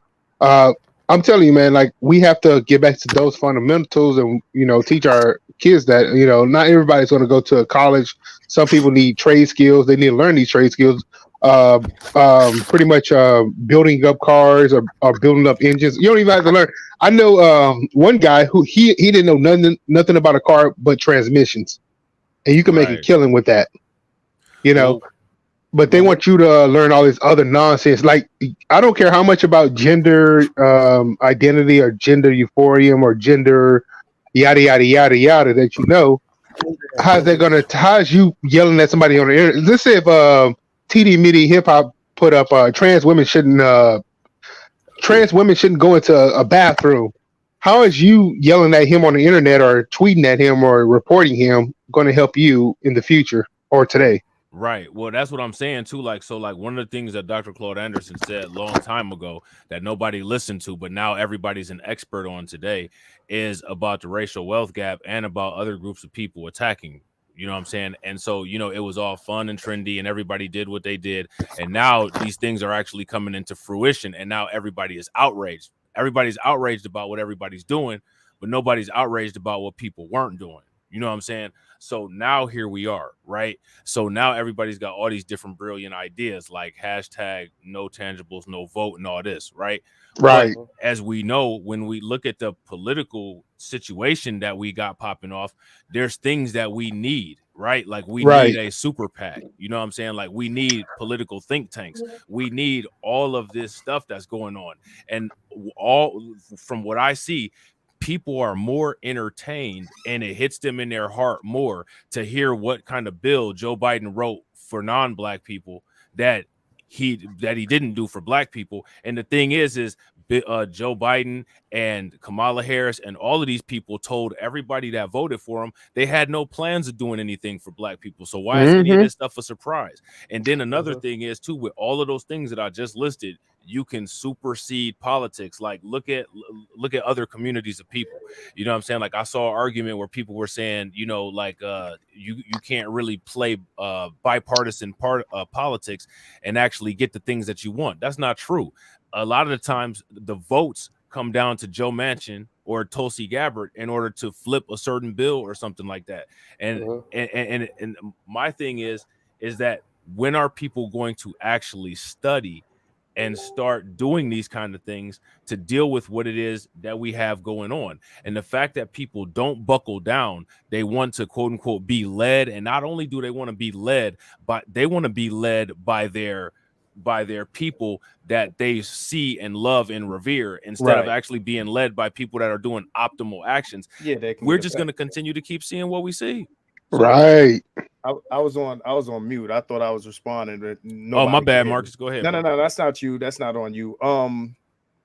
You know, black people have very outdated strategy that they cling to because they think that it worked some years ago, some decades ago. And here we are in 2023 having these same conversations. You know, they don't, again, like you said, they'd rather go with the emotional, the symbolic, as opposed to what's effective, because, you know, what's effective means that, you know, there's going to be some labor pains. They want the baby without the labor pains. You know, there's gonna be some things that you might have to do that, you know, inconvenience you, or that you won't like, or it might not look like. You know, you got people who, like you said, you know, they'll negotiate with actual politicians and shit like that. And as soon as any one of us do that, it either is the person you don't want doing it, or you call them a coon for even speaking to white folks and trying to negotiate something. But if it's their favorite person, if it's somebody that they like, then they're doing something progressive. Right. You know what I'm saying? Everybody likes Ice Cube, so Ice Cube coming to both political parties is perfectly fine. But if it's anybody else, then there's an issue. Well, you know what I'm Ice Cube had a lot of pushback. Ice Cube got a lot of pushback too, because Roland Martin, Benjamin Dixon. Right. You got a lot of pushback too. The people who did not want Ice Cube to do that, whether they liked him or not, they feel like, oh, he's a rapper, he should not be the one. Right. But if he can get it done, I don't care. You got a reality show TV person was the president. Right. California had Arnold Schwarzenegger, an actor. We had Ronald Reagan as a president. Jesse Ventura. You understand what I'm saying? So at the end of the day, bro, like when they talk about when, you know, black people follow celebrities. I mean, Sonny Bono was a politician. Jesse Ventura is a politician. There's a lot of celebrities that white people elected that are getting things done for them. Okay, so I don't care who the person is or where they come from. If they're effective, then put them in place, support them, back them. So yeah, when you say Ice Cube was one of them people that he got thrown to the side. Like, hey, look, we don't want you to do it. We want these people over here to do it. We want the scholar to do it, or somebody like that, or I think it was, some of the women in BLM or something like that was like, nah, you got to get out the way. Let us handle this, right? And look what happened. Like you said, you know, these people never had any intentions. Kamala Harris is on video saying she ain't doing nothing for black people. Right. I got the video clip. I'm not doing nothing for black people. But I think the organizations that these people want to push. Okay, so we got to look at it like this: 47% of eligible black voters don't even vote, and the people who do vote are the older generations. As you can see from the data poll, older generations came out, supported Democrats heavy, and also Gen Z. While millennials and Gen X black folks, they actually broke away from the Democratic Party, voting Republican and voting third party at a lower number, voting Republican at a higher number. But Democrats, I think they got less than 60% of the generation millennials and Generation X, less than 60%. So when it comes to these organizations, NAACP being one of them, Black Lives Matter, these are organizations that the Democratic Party they have them in their pocketbooks, and that's why the Democratic Party, when they utilize these CNN, MSNBC, and all these other platforms, they promote these people, and they don't need to speak about all these other organizations because they want to promote the people who supports them, which is BLM, NAACP. And what we have to understand is that the NAACP of yesterday is not the NAACP of today. NAACP of yesterday actually fought for black people. NAACP of today, they're fighting for their checkbooks, which is provided by the Democratic Party, and they're going to say and do whatever that Daddy Joe Biden says. Like if he promoting, why was Cardi B up there talking to Joe Biden? Why did Charlemagne the God allow Joe Biden to say, if you don't vote for me, you're not black? I'm gonna take your black card away and all that crap. Why was that able? He called him out on that. Oh, he did? I didn't catch that part. I saw the little clip that he said, "You don't vote for." I mean, but just to say this, he felt so comfortable in front of Charlemagne the God that he said that. Just the comfortability. Yeah, because he's a free. Oh, go ahead. Think they own black people. I mean, I'm sorry to cut you off, bro. No, you're good. I'm finished. Clinton blew the sax. Who did the dance, and then somebody else was talking about they carry hot sauce in their bag. This is how they talk that was to Hillary us. Clinton. Right. This is how they talk to us, man. No voting, no vugging. This is how they get vax that thing up. Right. This is how they this this is how they talk to us, man. Like, put some hip hop shit out on these niggas and then get they vote. And then it goes to the point where it's like, if you don't, where a white man from the civil rights era can say, if you don't vote for me, you ain't black. So now a white man is comfortable enough to tell you your blackness is predicated on you voting for him. Right? So I got to go with shout out to my man Adrian Hicks, and shout out to Jay Jermaine for the Cash App. But shout out to Adrian Hicks. He's, because, earlier was someone said that, a lot of black people don't vote. Well, I don't vote. I stopped voting. Why should I get up in the morning? Which one of these candidates is talking to me? Yeah. Which candidate is saying something worthwhile for me to get up out of my bed and go stand in line to pull a lever? Yeah, I feel like a lot of people vote for the politicians and not the policies, Right. Yeah, so that is what happens. Right. So you get the Democrats, who I call the Femocrats. Like most of their policies are, for women and the other groups, right? Who I won't name right now. Those other groups, right? When you talk about the conservatives, especially when you talk to black conservatives, they tell you, well, the Dems are doing this, and everything they're saying is correct, but the Republicans are not offering me anything for my vote. Yeah. Right. So I don't get up. What I'm gonna get up for? Yeah. No, to me, it doesn't matter who wins. Either I'm fighting racism or feminism. Yeah. Either ism. Yeah. If you don't vote, if you don't find a policy that you like, you shouldn't vote at all. That's my opinion. Right. So it's like. But I think also that one thing that people kind of look past is that there's ways to get stuff done without voting. Like I said, before, like you can supersede the vote depending on the kind of high value networks that you have in place. Right. You know what I'm saying? And the thing is that this is the reason why people need to start focusing, especially if the stuff that Dr. Claude Anderson is talking about is true, which we're seeing a lot of that stuff is coming true with like these other groups attacking black people, the immigration explosion, artificial intelligence, all of this stuff. people need to start creating high value networks in order to target a certain percentage of the market of particular economies in order to be able to use that as a power tool. You see what I'm saying? Because if your numbers are shrinking, or if your numbers are static, if they're staying the same, what you're losing in voting power, or what you're losing in political power, you need to start coming up with a strategy on how to make that up in other places with other kinds of powers. Would you guys agree with that, or would y'all disagree? Absolutely, because for some people, it doesn't matter who's the president. Right. Ask the small hat. It don't matter who the president is for them. They're still in power. It don't matter. Facts. It don't matter if Mickey Mouse won the election. They're gonna get what they need to get. Yep. Also, I got a question for the panel. Rob, you mentioned in 2053, the racial wealth gap is going to close. You think it's going to be the same for the Black community? We're still going to be in the same state? I mean, I can't say exactly what's gonna happen because I don't know, but with the trajectory of things, and with the trajectory of how there's other outside elements that are affecting like revenue sources, like artificial intelligence and immigration affecting low-level jobs, which are taken up a large percentage of by Black people.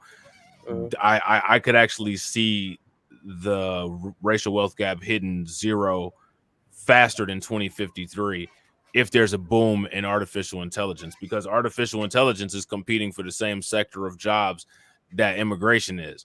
But artificial intelligence, if there's a boom in immigration and they just allow more immigrants, that doesn't have anything to do with, or it doesn't affect how fast artificial intelligence automatically updates. So if they say that once artificial intelligence gets going and it gets into the mainstream and it's able to self-improve, it's going to exponentially increase its skill set, and the capabilities will probably be limitless. So that those things in themselves are going to wipe out a ton of jobs at the bottom. Yeah. I don't know why they're so thirsty for AI, bro. Have they not seen what's it called? The movie with Arnold Schwarzenegger. I forgot his name. Oh, the Terminator. There's a bunch of AI movies. Artificial Skynet, intelligence. bro. Have they not seen Skynet? What the hell? Hey, I don't think I'll be alive by then, so I don't care. Listen, if Biden got up on the microphone and said, "Black people, I ain't doing shit for you," they still vote for him. They still vote for him, and Black conservatives would still vote conservative if they said, "Fuck the niggas." Yeah, they still would, because they would have to spite the other side. Yeah. Right. So it wouldn't matter, because there's no common standard, no common set of standard minimum objectives. Both sides are playing the lesser of two evils game, which I used to play that game when I was younger, because I used to vote Democrat, and I said, the lesser of two evils, but now at this point, I'm like, nah, I can't do it. Nah, Carlton, that's the truth. That's the truth, Carlton. I'm keeping it real with you. You my man and all that. But if conservatives got up there and said, fuck the niggas, y'all would still vote for them, because y'all would still have to vote against LMNOP, feminism, and everything that the left stands for. LGBT, all of it. And when I come on to Bernard's channel and I speak against Democrats, they think I'm Republican. And when I speak against Republicans, they think I'm Democrat. I don't rock with either sides of these coins. It's like choosing between Big Daddy and Calvin Candy and Django Unchained. Yep. I mean, the right makes sense in some stuff, and the left makes some sense for some stuff. So it's like, you would think the left is more racist because they're so tolerant and all of that shit, right? But then I think they're more racist than the right. I'm not gonna hold you. They just know how to hide it better. Well, see, and my thing is like, to think that, to me, like, it would be nice to me if people would start looking at politics in terms of building power. You know what I'm saying? Instead of being a circumstance of the political environment. And it's just really disheartening to hear and listen to people always talk about what we have going on from the position of being a circumstance of where we are, instead of actually taking control of what's going on. And if you ask me, until people start getting the take control mind state, if you leave control up to other people, then you're leaving your fate to the devices of other people. So if those devices of other people are things like racism, if they're things like unfair business practices, if they're things like hypergamy, you know what I'm saying, like all of this kind of stuff, then you if you're not taking control of the situation, then there's nothing that you can really say, you know, or you can't really have any justified outrage if you're allowing or submitting control. You know what I'm saying? It just, to me, it is what it is. Another thing, Rob, is that I think we focus too much on the presidential election.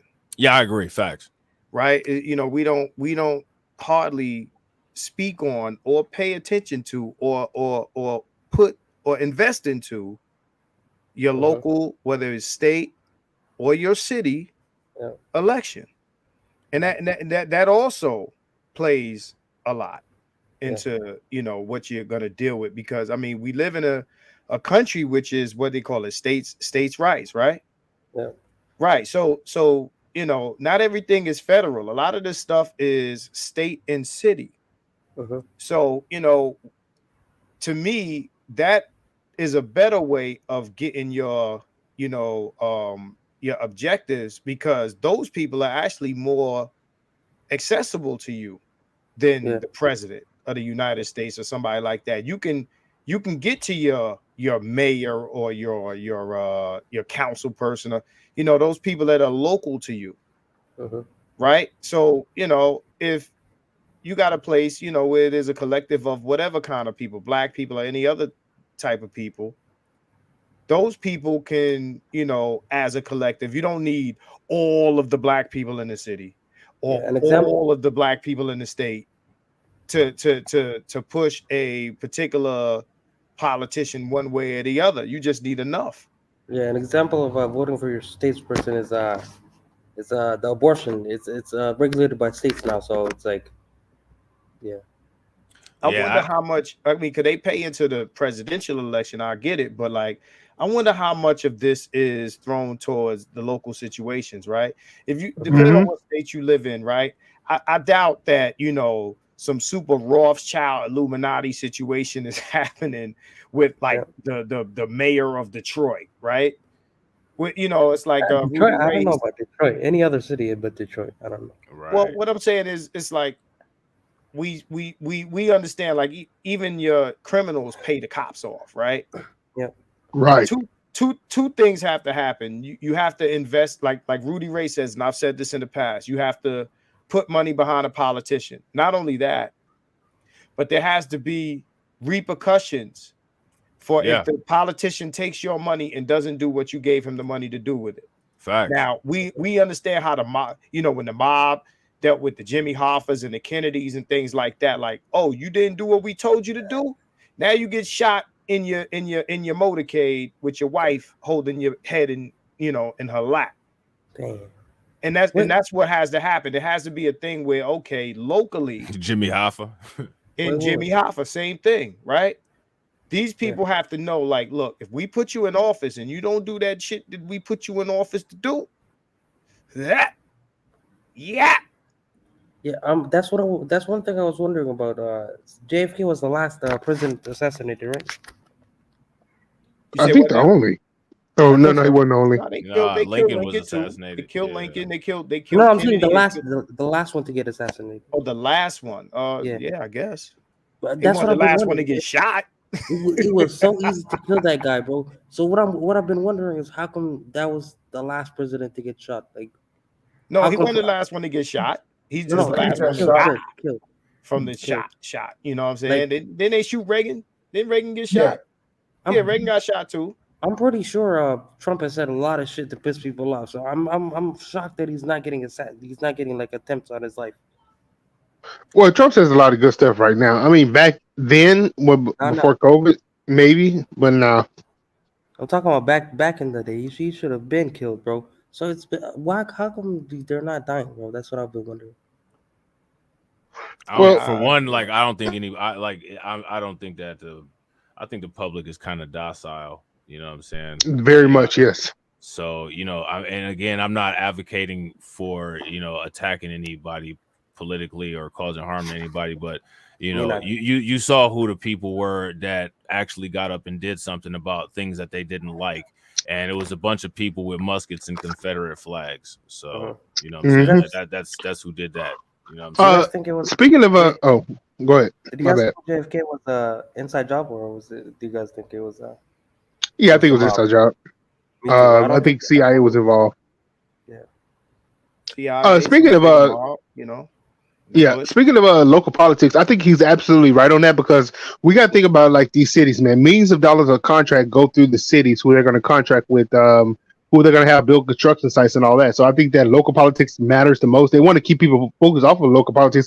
That way, you don't know where your money go. But if you have local politics on your side, and you know what educational programs are going to be for your school, what how much is going to be funding for the school. You can go to school boards, vote in the school board council, vote in your local politicians. Local politics matters a lot, and I'm glad he said it because just over here in Houston, I don't know if you guys heard about this, but Hidalgo just put up a $20.8 million assistance program for families, and it's going to give each family $500 extra a month. And this woman, you don't even have to be a legal citizen to apply for it. So local politics does matter, and I think that's more important than federal politics. I think because during the COVID-19, it wasn't the federal government shutting us down in the city. It was our city officials. It was the police captains taking their orders from the mayors or whatever. But local politics does matter. Just like my local politician over here, where I live at over here in H-Town, she actually gets to pick two people who sits on her board, her lower board. But you know, it's a very low board. But she gets to pick two people. And I want her out of office because she's just a black coon who pretty much takes the orders of Sylvester Turner. And I think she's not worth anything. Yeah, I feel that. Well, guess what, y'all? We've been on for 3 hours, and I'm about to say my time is up. And we didn't even get to Andrew Tate yet.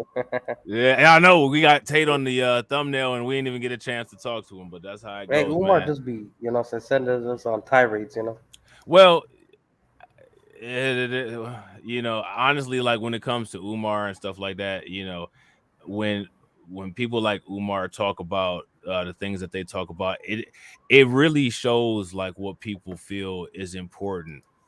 You know what I'm saying? If you ask me, if it seems like when people talk about Umar, the things that get highlighted out of what Umar is talking about are the things that it's easy to control, the things that are easy to try to get people emotionally excited about, and the nitty-gritty, nasty, competitive things that we would have to do in order to compete with other people. Those are the kind of things that get swept under the rug. So we can talk about Umar Johnson, you know what I'm saying, and talk about a lot of these things that he talks about. But when it comes to actually like, okay, so let's examine these business propositions. Let's examine what he's talking about as far as international commerce with Africa and how we can be competitive with Asia and Europe. Well, let's talk about who people are marrying. And it's like, I'm talking about, and see that, and I'm not trying to be funny, but that's one of the reasons why, like when I say I'm talking about I want to do business, and when I do business, I want to do business with men. I want to do business, and I want to do business with men, and I want to do business with men who don't think in terms of emotion. I want to do business with men who think in terms of revenue generating innovation. I don't have time for any of that nonsense because none of that nonsense is even important for me. My goal, anybody that's watching my channel, is world domination is the only solution. And people like Lex Luthor, Elon Musk, and anybody that you could ever think of, the Kingpin, Michael Dell, Bill Gates, those type of people dominate, as you guys were saying, the quote unquote sombreritos. They dominate the world through financial encapsulation. You know what I'm saying? And if you're not talking about financial encapsulation, in my opinion, that's not a conversation for me. You know what I mean? So one point that Umar did make towards that in that conversation that we didn't go over, maybe I went over it before I got on. When he said that, he said something about, because Angry Man spoke on it, he said, all white people are racist in the manner of they don't want to, I guess, to the effect that they don't want to share power with you. To kind of add on to what you just said, Rob, you have the white people on the top and the 1%, right? Now, I can't say 100% of white people feel this way. I can't say that, but I can't say that it's not true also. white people at the top, you know, your Bill Gateses, your Elon Musk, and those people are not necessarily trying to part the Red Sea for black people to be at their level, and the people beneath them are very comfortable in the reality of seeing these guys on top. Right, because it benefits them. Right, because their sensibilities, at least to a certain degree, not to 100%, because again, white people bang on other white folks, right? You know, through classes, but they have more sensibility, or at least they feel such, right? They overlook that they might have more in common with the black man on the same class level than the white man above their class level, and that's how they see it. They see, okay, our commonality is race, so you know, not only do our sensibilities match, but I see myself in you, and maybe I can get to where you are, as opposed to if we had an overabundance of black billionaires, that would be a scary thing to see for white people on that level and beneath. So if that's how you define white supremacy, then Umar is correct. And at least almost a high percentage of white folks feel this way.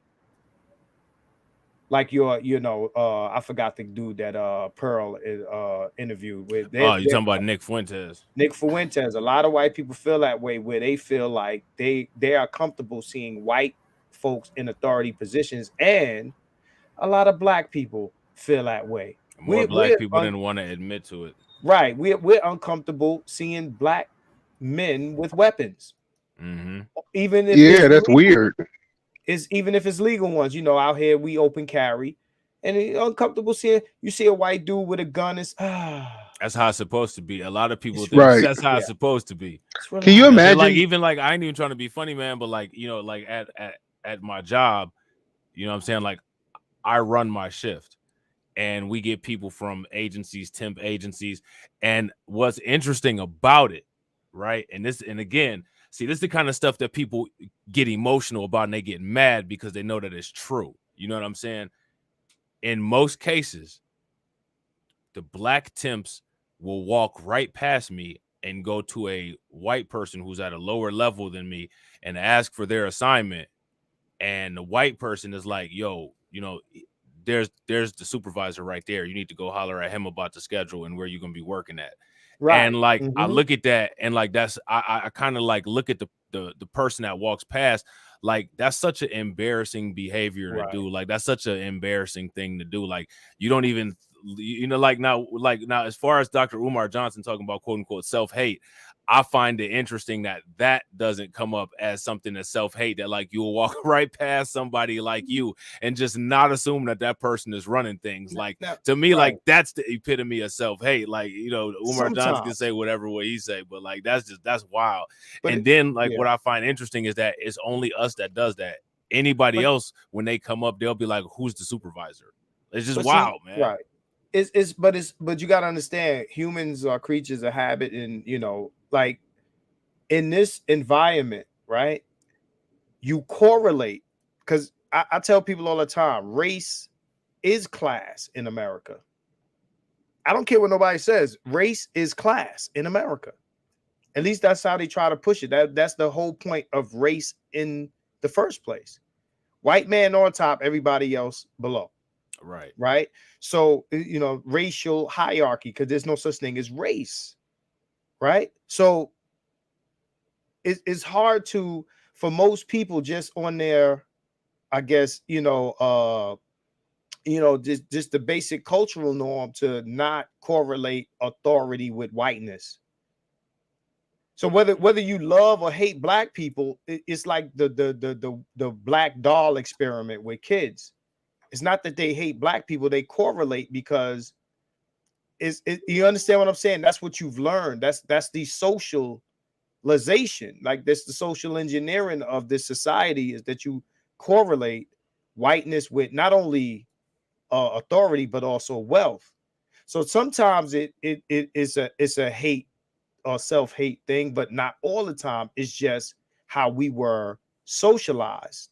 You understand and educated. Yeah, socialized and Right. educated. Rudy Ray is right too. That happens all the time. Like you just be walking through a store and like a white person will be Right. like, "Do you Yeah. work here?" And it's like, "What? Do you see a Yeah. name tag? Do you see me wearing a Walmart vest?" Like, fuck.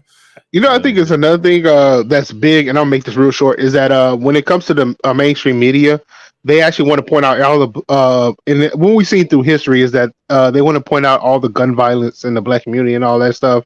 But before that, before all that happened with the crack epidemic, black people were using these guns to, you know, pretty much to stalk off racism. They were in sundown towns. They never promoted any of that throughout history on, you know, the mainstream media, which was, of course, the Caucasian media. But as soon as black people started acting wild, and not all of us, but a small minority, you know, the loud ignorance, as soon as they start doing that, then you can just pretty much explode with that. You know what I'm saying? And they do the same thing right now. I'm in Houston. There was there's two dummies. One's 17, and I think the other one is 15. They did a drive-by shooting, and they didn't even freaking they didn't hit nobody, but they just got arrested today. Both of them wearing pink jackets, looking like they just left the nail salon. And you know what I'm saying? They're gonna promote that, you know, just to make everybody look bad. But these are just two ignorant people who listen to the wrong media, who always, you know, pretty much follows the wrong crowd. But this is what the mainstream media want to promote about each community, the bad parts, except for some communities, because I don't ever see them doing about the small hat community and the Caucasian community. You know what I'm saying? Like, but they'll do that with other communities, especially the black community, because they want to say, and conservative pushing point is that black people, you are your worst own enemy. Nothing else matters. Yeah, that's wild. Everybody commits proximal crime. Everybody. White people kill the most white people. Oh yeah, I saw that crime report today. Did anybody see Professor Black Truth's crime report? I was actually sad by this one this morning, man. You're talking about that guy Chad that shot up his 3 kids. I actually and left them on the lawn, bro. What? Yeah. You left your kids in the front yard after you executed them, bro. Yeah, that's sad, man. I mean, that was the first one I was actually like real sad about right there. Yeah, that's wild. So I figured I may as well just put up the Andrew Tate article to make it look like we actually talked about it. Go ahead, TD. What's good, bro? Real quick, because I actually really have to bounce. I just had to set the record straight because I had jumped into the conversation late. I'm not tolerating anybody trying to give Umar props for talking about local politics. That's my grift.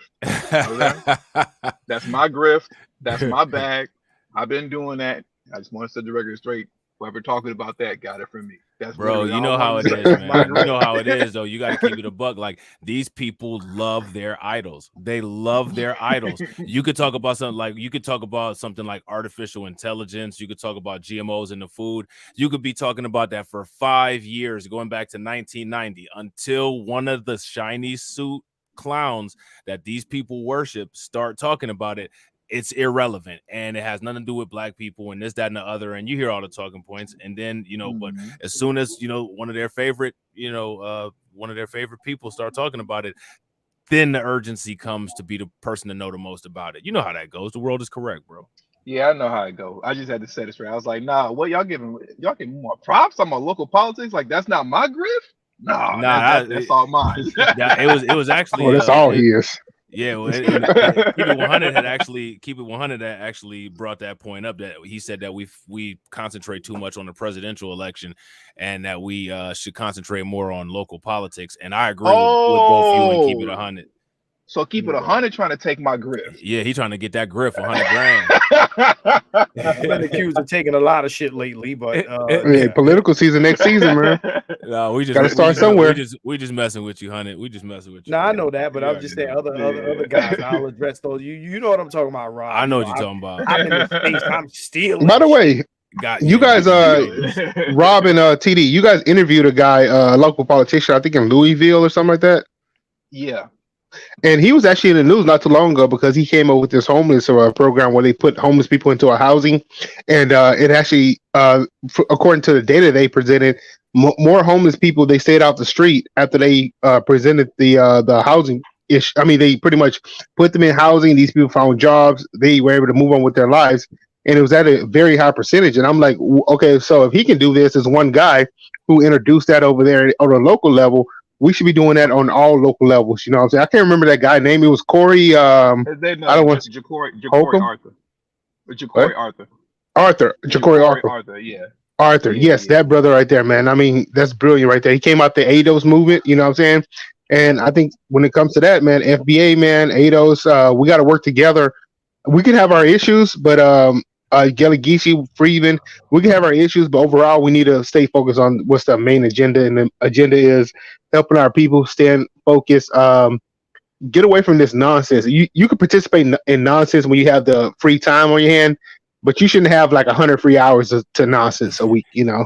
As long as you let Umar Johnson and some of these other clowns be the daddy and tell you what to do, and you check off all the boxes, you know what I'm saying? Like, I guess that's everybody can work together as long as it's under a tyranny of you know what I'm saying, people getting policed and getting told what to do.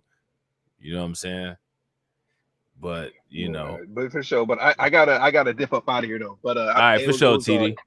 I'll holler at everybody later. Peace. All right, for sure, bro. But yeah, no, I agree with you though. Jay. Like, people do need to work together, but the question is, will they? You know what I'm saying? We, like, a lot of times people are too emotional to even deal with a simple disagreement on things that don't even have anything to do with them. So, like, you know, if people can get beyond that, yeah, that would be the optimal solution. And me personally, as you guys can see, I'm always down to work with anybody.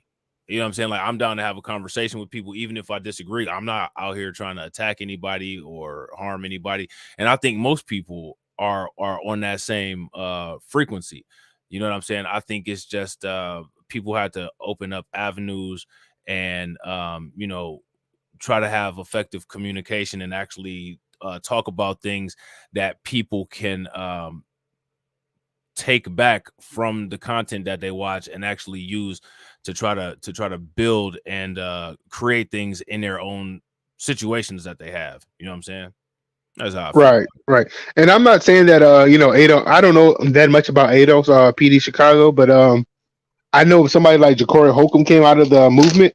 I don't know if he still associates with ADOS today, but if somebody that good came out of the movement and it had a positive impact, I'm saying that we should be able to work with, I don't care what title they have, we should be able to work with anybody who's willing to do good. We have to keep vetting them over time. Like, just because you got with somebody yesterday don't mean they're the same person 5 years from now.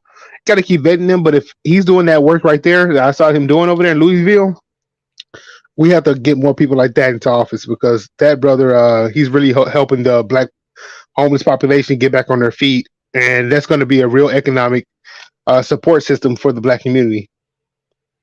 Yeah, well, that's what's up. Well, any final words for everybody? Got Terrence, keep it 100. Jay, what y'all got? You know, before we go,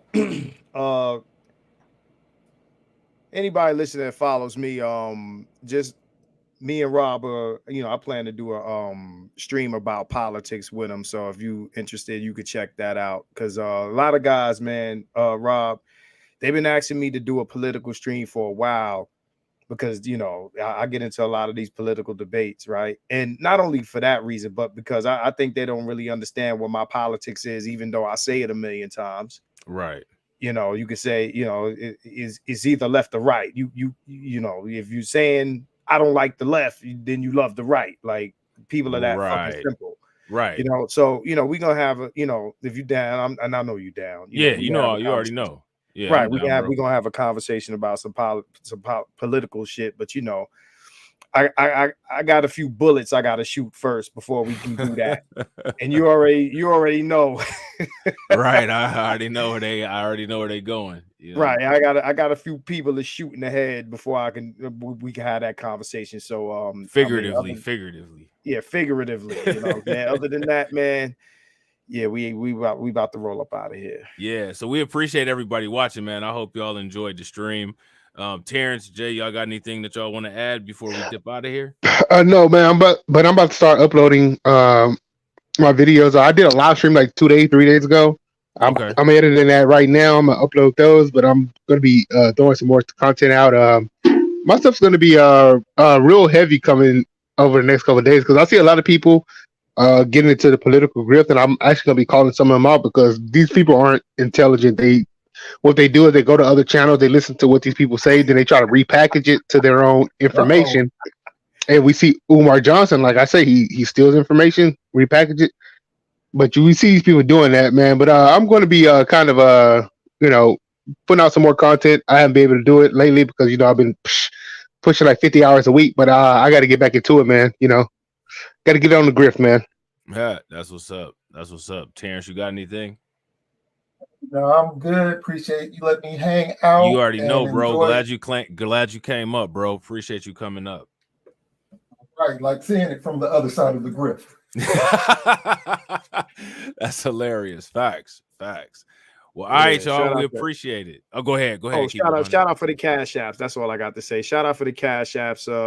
Toya, you already know. Jay Jermaine. You know what I'm saying? I appreciate y'all for hitting me today. I might go live tonight, so watch out for the notification. And Saturday Night Live is happening. So yeah. Oh yeah, we'll be checking it out. We'll be checking it out for sure, bro. All right, y'all. Well, make sure on the way out, y'all smash that like button, hit us with a share. Make sure y'all leave lots of comments, subscribe to Reactz Podcast, and we will catch y'all on the next one. All right, peace.